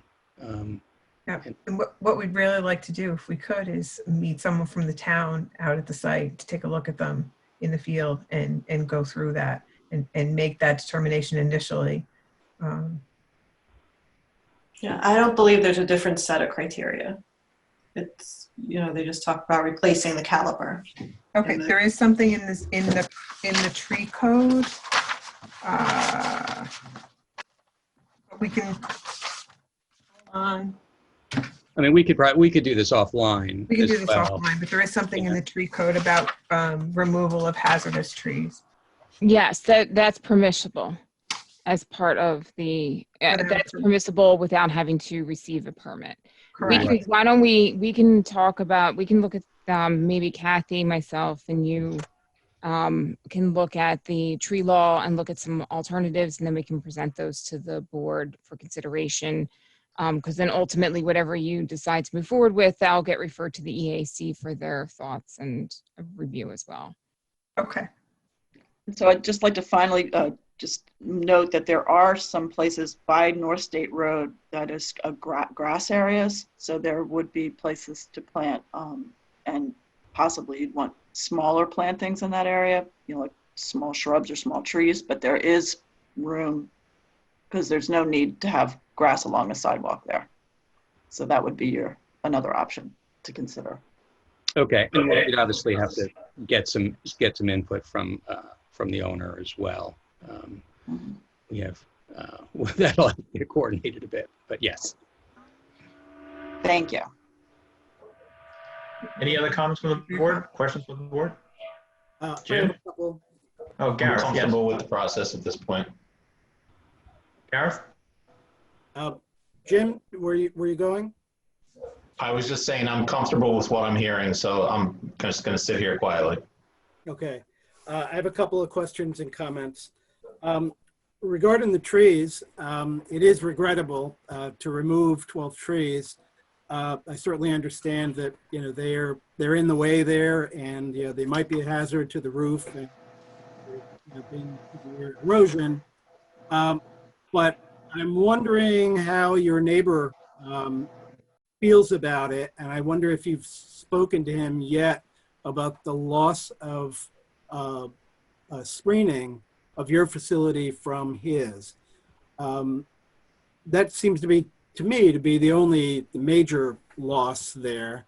And if your neighbor, if the owner of that property was unhappy with the loss of that screening, would you be willing to consider planting on his side of the fence? So it'd be away from, you know, your new construction needs, but it would retain screening for him.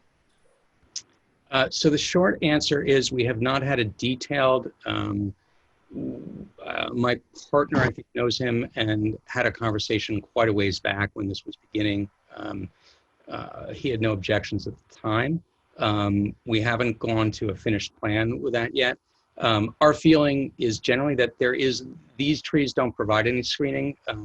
They're, you know, the canopy is up at 40 feet high, so it doesn't provide any visual screen between the two buildings. We actually think that being able to plant some smaller, lower things would actually be sort of beneficial. Kind of restore. I don't think there was ever any real, I don't think these trees were planted there. I think they were kind of abandoned and just grew. I don't think this was part of any, it's not part of any site plan that we've ever seen that there was a planting requirement along that line. And certainly no one would have done that. So my guess is these are you know, your typical Norway maples that jumped in and you know, they're all over, and they do this very well. So, but yeah, we'd be fine with finding something that would stay lower, that would possibly survive on either their side of the berm or our side of the berm. You know, happy to look at that. Yeah, I'm mostly concerned with the aesthetics, you know, yeah, from their side in that regard. So great, if you can speak to them and see if you can find something that would be helpful, that would be great. Of course, it has to pass Donna's tests as well. You mentioned that the panels will be coplanar with the roof, but I wasn't sure if it was a flat roof or a partially pitched roof. I haven't seen it in a while. We're only installing on the pitch roofs. We're not installing anything. There are a couple small flat roofs up there, but the primary roof surfaces are two low pitched roofs. They're 512, I believe. And you can see in this plan that Dawn put up, the green line sort of down the center is the ridge line. And one area is pitched to the east, the other area is pitched to the west. And that's the predominant roof line. Out in front, there's some flat roofs out towards the parking lot. There's a little roof over the play section. The area to the south, Dawn, if you can just come over there where there are a bunch of condensers, that's a flat roof with that we're not putting solar panels on. It's where the facade that says Club Fit, and then it abruptly stops. So that's a flat roof with a slight parapet. But these are slope roofs. You don't see them very much from North State Road because there are, between those, the slope roof and the parking lot, are a series of other roofs, if you will.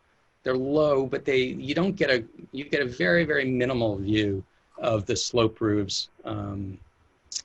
Yeah, if you get a chance to just, if you, anytime in the next few weeks, if you drive down, you can kind of see it.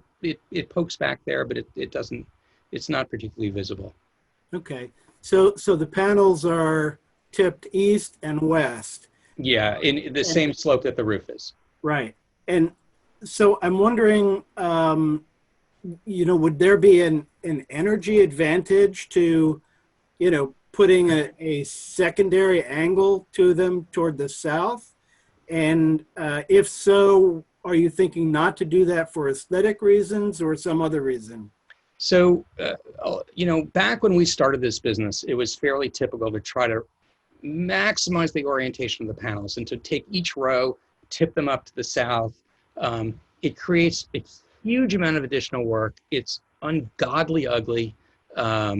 And what we find is that, because you're now tilting them to the south, if you will, let me see if I can show this, you now have to separate the rows. So when they're in the plane of the roof, they're a little bit less efficient, but they're closer together. So when we started this, a dozen years ago, panels were so expensive per square inch that you would always work very, very hard to orient them perfectly. Now, the panels are not that expensive. We get better, it's easier, it looks better, it's more functional. You don't get wind that wants to come up and pull them up, so you have to attach more. You don't get areas where they want to, hold leaves or debris. So having them, this is going to look like every residential installation, coplanar to the roof, a couple inches off on rails. Right. Yeah. And yes, and you're absolutely right, it's slightly less efficient than perfectly dead south, but typically we work with what we're given, and I'd like to twist the building, but I don't think I'm allowed. Right. I'm curious, just as a point of curiosity, what percentage of the Club Fit facilities' energy needs will be met by this? I wish I can tell you that we could do all of it. They have an astonishing need, well over 1 million kilowatt hours. So we're not there. So you're almost half there? Yes. Yeah, that's pretty good, half. Let's see, what else was I thinking about? So I guess that's the end of my comments, other than to say that, I support this project strongly, and I applaud Club Fit for really being an environmental leader in the community and putting their money where it counts. So thank you. Thank you. Carolyn, do you have any questions or comments? No. Okay. By the way, what's the lifespan of this installation? Typical design life is 25 years. Solar panels generally have a 30-year lifespan. We'll wait to see if the electronics have that, but we usually expect to swap electronics out, this type of electronics out, somewhere mid lifespan. So we'll swap out the inverters, and hopefully we get 30 years out of it. They've just re-roofed, redid the shingles in anticipation of wanting to get those 30 years. So that's the hope. I have another question, another just point of curiosity. What's the technology being used? Is it one of the double layer silicon chips, or single layer polysilicon, or crystal silicon? This is monocrystalline silicone, and it's PERC, P-E-R-C technology, which is a specific type of monocrystalline. And yeah, sorry. No, I didn't mean to cut you off. Go ahead. No, and the system is using Tesla battery storage on the side, which is something that Con Edison and New York State has really been pushing. One of the things, the primary reason that's so beneficial is that this area has its largest peak loads from 4 to 8 p.m. But solar systems produce energy when the sun comes out, and they typically balance, around noon. So 10 o'clock to 2 o'clock are the primary times for the sun to be, producing energy. So by taking that energy that's produced from 10 to 2, being able to store it temporarily in those battery storage units and then discharge that from 4 to 8, we de-stress the grid. So, the possibility of, just locally of North State Road not having an outage now gets greatly decreased, or the possibility that it won't have an outage is increased, because we'll be able to put energy onto the grid at the time where everyone is really dying for energy. Everyone's turning on their air conditioners, on a 4 p.m. on a summer afternoon, 5 p.m. on a summer afternoon. Now we'll be able to add energy into the grid when we want it, rather than when the sun says it's coming.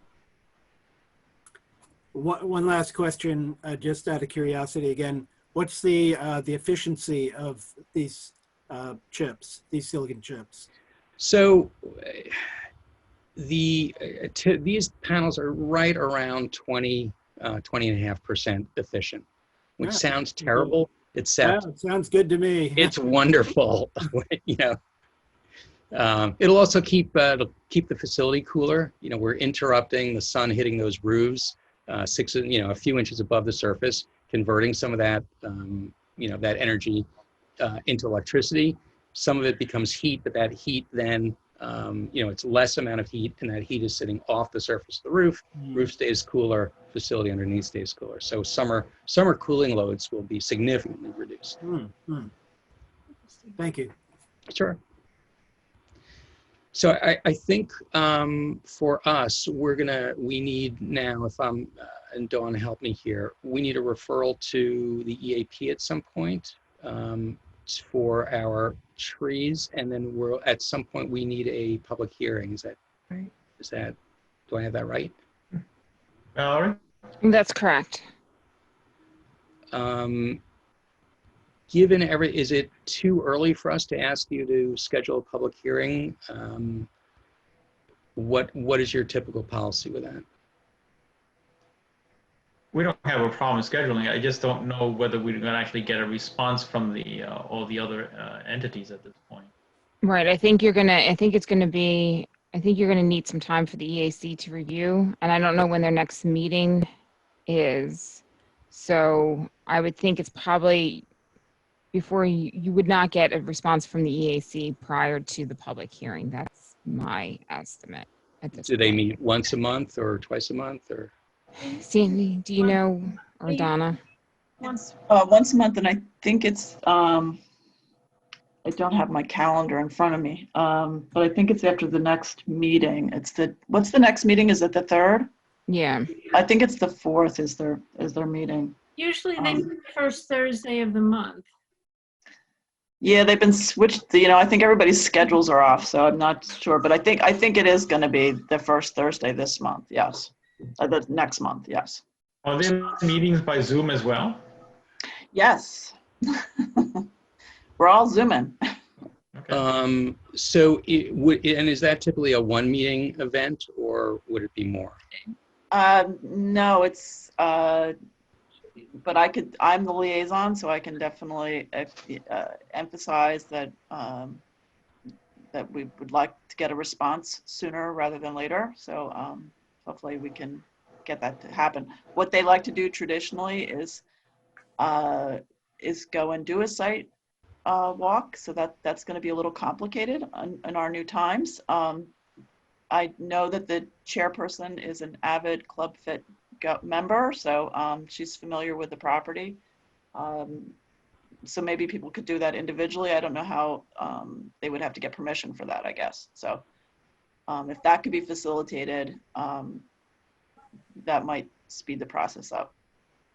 And for their meetings, we're allowed to join that? I mean, it's a Zoom meeting, a public meeting. The consultant can speak at that, or do they? I would imagine. I think you would have to just run that by the chairperson. But I like that, to Valerie's point, they're going to need that additional information first, before they can evaluate anything. So, and I would just like to emphasize that, like to Gareth's point of planting on the other person's property, I think it's still going to be pretty shaded there. So I would I think the goal, and I'm sure everybody's on board with this, is not just to plant, but to plant something that's actually going to be able to grow and succeed. So if it's not going to do that, then finding other places would be the option, even though Gareth's point was screening, but a dead plant in 3 years is not going to screen either. So, that's something to consider. Yeah. Okay. So I don't see the point of actually scheduling a public meeting at this time. Okay. So what's our process going to be? We have a little bit of homework to do. We'll get referred to the EAP. Dawn, I think you're going to, you'll meet and discuss with Valerie and possibly with council regarding requirements for the landscaping replanting plan. Yes.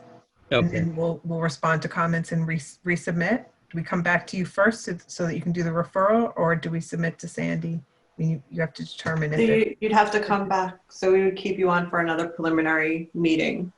So a work session like this is. Okay. And what are the submission deadlines for a re-meeting? Are they the same, or do you have shorter deadlines for? For June 3rd, you'd probably come in on the 26th, Tuesday, with your revised plan. Unless you want to go to June 17th. Well, we'd love to do it. Yes. Then you have more time. Yeah. So May we 20th. we actually have some we have some things that are pushing us from the state. So NYSERDA and Con Edison have requirements that we have to basically be able to commit to. So we need a comfort level that we can get to the end before we ask the customer to commit some very large dollars. So we do have some time frames that we have to. So we'll work to get this in as quickly as possible. I mean, we don't have a problem with you submitting whatever is necessary for June 3rd if you have things to submit at that point. I'm just worried that for a public hearing, it would be kind of pointless. That's all. Yeah. No, I was just wondering if we could make the June 17th, if we could be before the AP, have been back to you on the 3rd, and then have the hearing on the 17th. Because I don't know what your notice requirements are. Yeah, I'm not sure that they're going to be able to do it that quick, but I can relay any time constraints that you have. But I think that they have. I think the law, the code states that they have 60 days or 30 days. I'm not sure. I don't recall that. I believe it's 60 days, but let me just double check. But certainly, if I could try to get that sooner. Tell them. Oh, well, we'll see. Dawn, I don't mean to push you, but we'll see if Insight can how quickly they can come up with a new plan, and we'll see what we can do. I mean, one meeting isn't going to change our lives, but 60 days between meetings will. Right. Okay. 30 days. The EAC has 30 days in which to respond. 30. Great. Okay. But if they have all the information, then maybe that, maybe right. that can go along quicker. Yeah. Okay. So I think we have our marching orders. Dawn, do we have any other questions, Dawn? So I had asked previously if there was someone at the town that I could meet at the site to look at the trees with. It references something in the code about a tree expert that's retained by the town. That would be Craig Stevens. Valerie, do you know him? Or Sandy knows Craig. Yes. Yeah. So we can. Do we coordinate that through you, Sandy? Well, he's usually called on a tree permit, but I don't think he's generally called on a site plan application. Why don't we do this? Why don't we set up a follow-up call Okay. And we can go through everything that you're looking to do and get done as quickly as possible.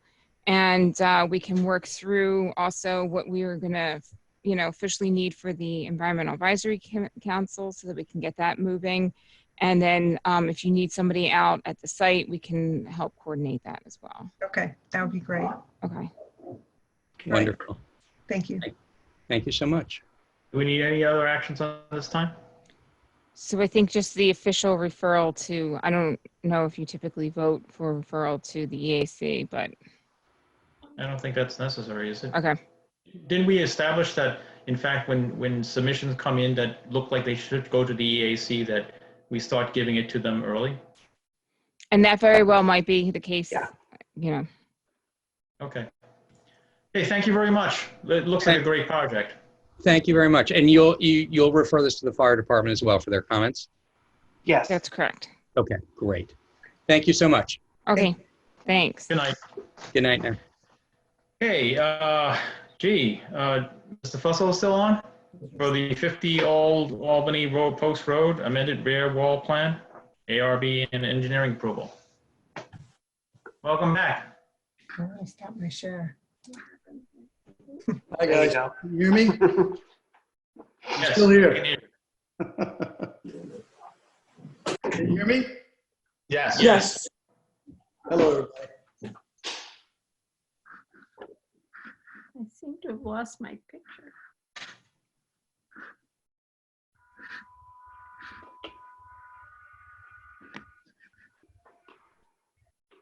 John, you ready to go? Yeah, I'm ready to go. Okay. Okay, so what we just decided to do on the site, instead of doing that horrendously ugly concrete wall, we referred back to Gareth's recommendation to do natural rubble stone with no visible joints. Because I just, it's a tough enough sell where it is, and that cement wall would have looked terrible. So we had some stones on the site, and we decided it would probably be in the best interest to, do the natural stone, because aesthetically, strength-wise, it would be better, even though it, costs a lot more. But it's going to come out overall. It's going to be real nice. So I guess we submitted a building permit to the building department, and the engineer is inspecting the project as we go along. And I think, Gareth, you came out and saw it, right? You were supporting us 100% on it, but it's pretty much it. I guess, we had to come back to the board again. It's pretty simple. That's all I really have. Yeah, I'll add by saying that I think it's an improvement, and as long as it's being constructed as per the engineering designs and it's solid, I'm all for the change. Yeah, we're getting inspections quite often. Every other day, pretty much, the engineer comes by. Right. My son's doing a great job on it. Yeah. Speaking of stone walls, your front stone wall, I was speaking with your son about a month ago before I was traveling, and he indicated that you were going to fix up that front wall because it was done a little bit on the rush, and it wasn't really up to the aesthetic standard of the other house's front wall. Are you committed? We're working on that. We need some nicer stones, so we sourced them out up at Vale, up in Fishkill, and as soon as we can get going again out front, yeah, we're going to do a nice job. That's a really important part of the project. That stone wall's going to look pretty. Yeah, that really frozen. As far as that wall, the only reason we got an exception on the back wall is because, that could have compromised and collapsed and damaged the house, and we didn't want that, so we got the approval from New York State to go ahead and do that. But soon as this thing's lifted, we're going to work on that front wall too, because it's really important. Curb appeal is everything over there. Yeah, great.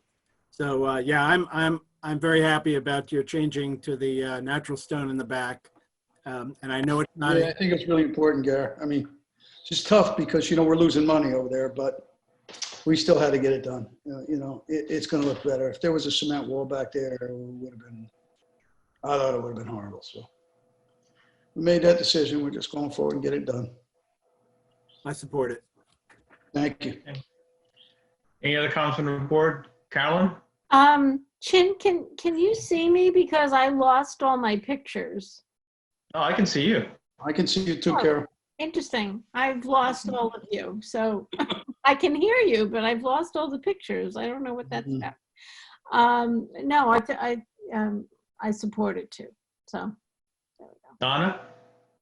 I'm fine, especially since Gareth, this is his thing and he supports it, so I support it. Jim? We're good. Okay. Valerie, Kathy, is there, what's our next step on this? Dan, do you have any comments? The only thing, John, you're gonna have to address out there, when I did the inspection, I noticed there's another wall up from the one we're talking about. So while your engineer's going out there, and he's gonna, I assume, certifying this stuff, he should take a look at that other wall. Yeah, he has. Okay, but we need to, get that on the as-built and have him certify to that one as well. All right. Valerie? I don't have any comments. It was just really a matter of changing the record at this point. If this is ultimately what the board wants to move forward with, then we'll make note of it in the record. Okay. Yeah, so Kathy, I guess my concern is that we're going to handle this as a field change essentially, and then the applicant would just do the as-built plans showing the natural stone wall as opposed to the concrete wall that was approved. That's fine by me. Okay. So I think the record should reflect that the as-built plans will correctly identify the wall that you're building, that the planning board agrees with you that to make that change to the plan from the concrete wall to the natural stone wall. Gareth, is that correct? Gareth, is that the correct way of saying it? The natural stone wall without the, I'm sorry. I just want to correctly. Yeah, there you go. Go ahead. Yep. The natural stone wall, and I know that you don't like to use mortar, right? With no mortar No, we between do the dry joints. joints. You can't see any more. Okay. Visible mortar. Right. Dry joint. And the natural stone. Yep. Okay. Great. Okay, so we don't actually have to take any actions at this point. Or do we need a resolution on this? I mean, maybe we should just do a motion so it's clear. Okay, we'll have you draft up a motion to this, to the extent that we've had this discussion, but could I have a, could somebody make the motion? So moved. Carolyn? So moved. I'll second it. Okay, Carolyn moves. How do you vote, Carolyn? Yes. Gareth? Yes. Donna? Yes. Jim? Yes. Okay, I approve as well. Okay, anything else needs to be done on this? No. Great. Thank you, John. Thank you all. Have a good night. Nice night. Stay safe. Take care. You too. Bye. Okay, any other items we have to deal with? No, just in terms of calendars for the Club Fit application. So we will have them come back on June 3rd. Hopefully we'll have stuff, and they'll have information and updated plans so that we can send that over to the EAC. My only concern is we can send the EAC what we have right now, but it's still, they're really reviewing it for the tree permit, and they still need to provide additional information in order for the EAC to actually be able to review it for the tree permit.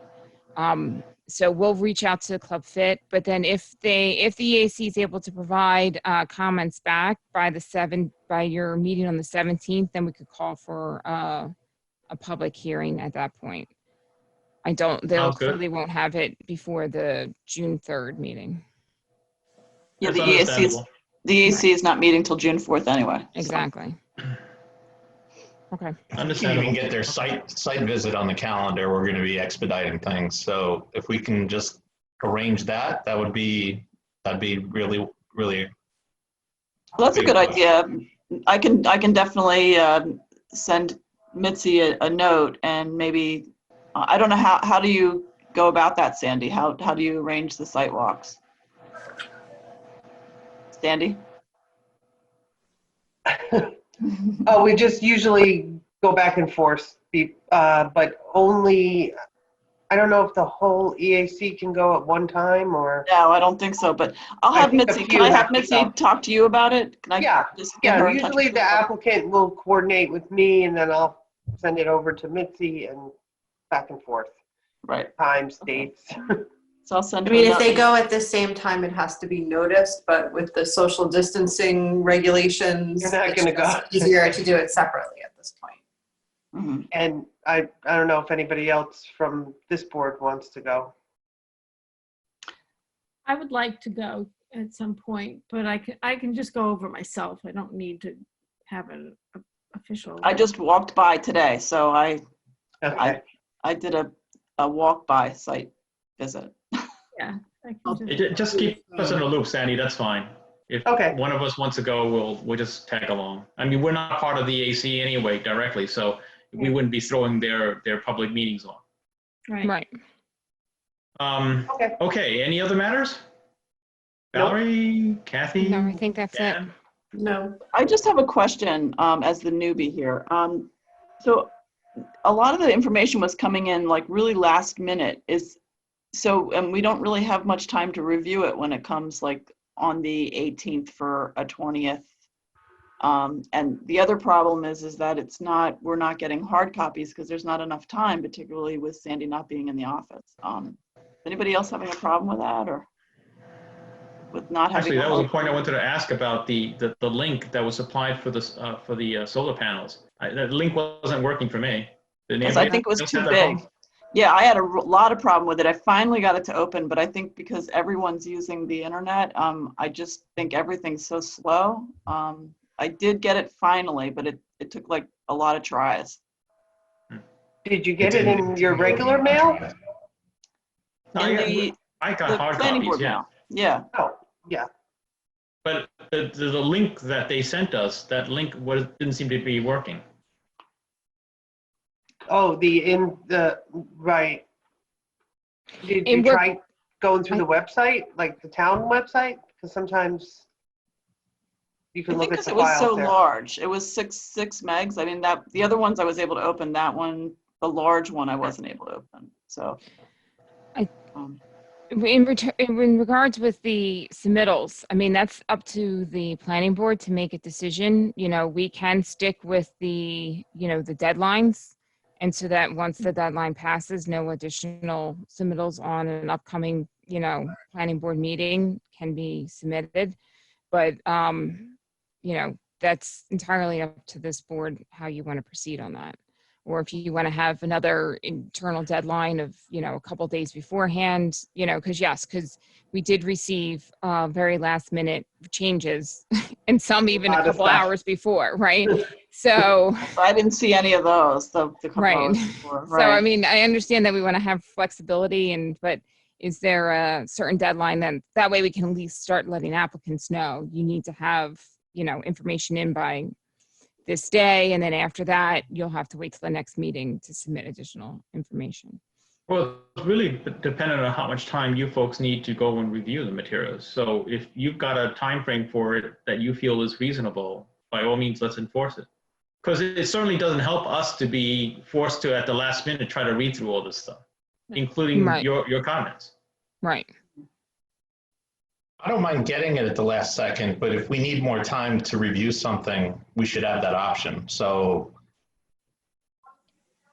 most of the time when we get these last second submissions, it's just more information for us and it's not an issue, but we should have the ability to say that this came in a little bit late if we need to.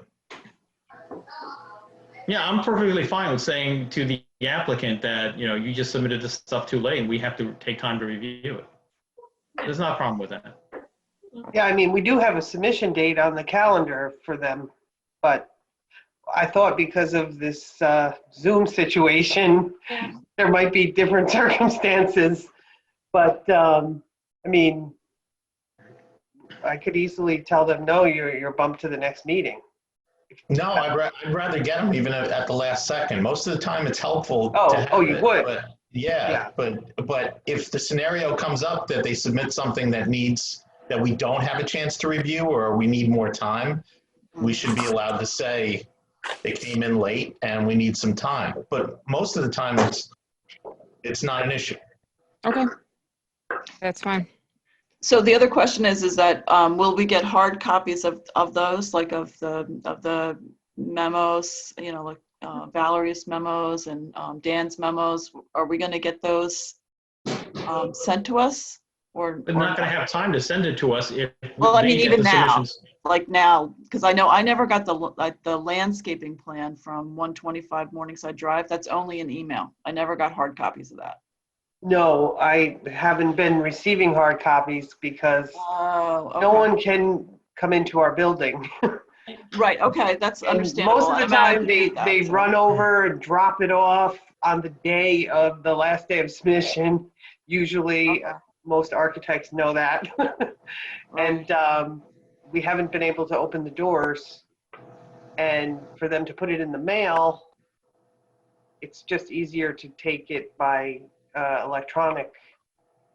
Right. Just under these circumstances. I mean, normally we would take paper copies and we would get them, you know, a week and a half early so that I'd be able to mail them to you. Well, hopefully this is very temporary, and then we'll be getting back to some form of normalcy soon. Did Right, you but listen if there's to the something you governor's want me speech to today? print, I could print something and No, send it it's to you okay. if you want It's a paper okay. copy. Yeah, I just, you know, it's looking at those things on the screen and the possibility that I was concerned because the one I was having a lot of trouble opening. So. Carolyn, you said something? I got my pictures back. I don't know what happened. Hi. I can see all of you again. Okay. All right. Well, thank you for discussing it. Okay, any other items? If no items, can I have a motion to adjourn? Yes, please. I'll second. Okay, you second. Okay, no objections, I take it? Very good. Thanks, folks. All right. All Have a right, good night. bye. Take care. Okay, Good night. Good night.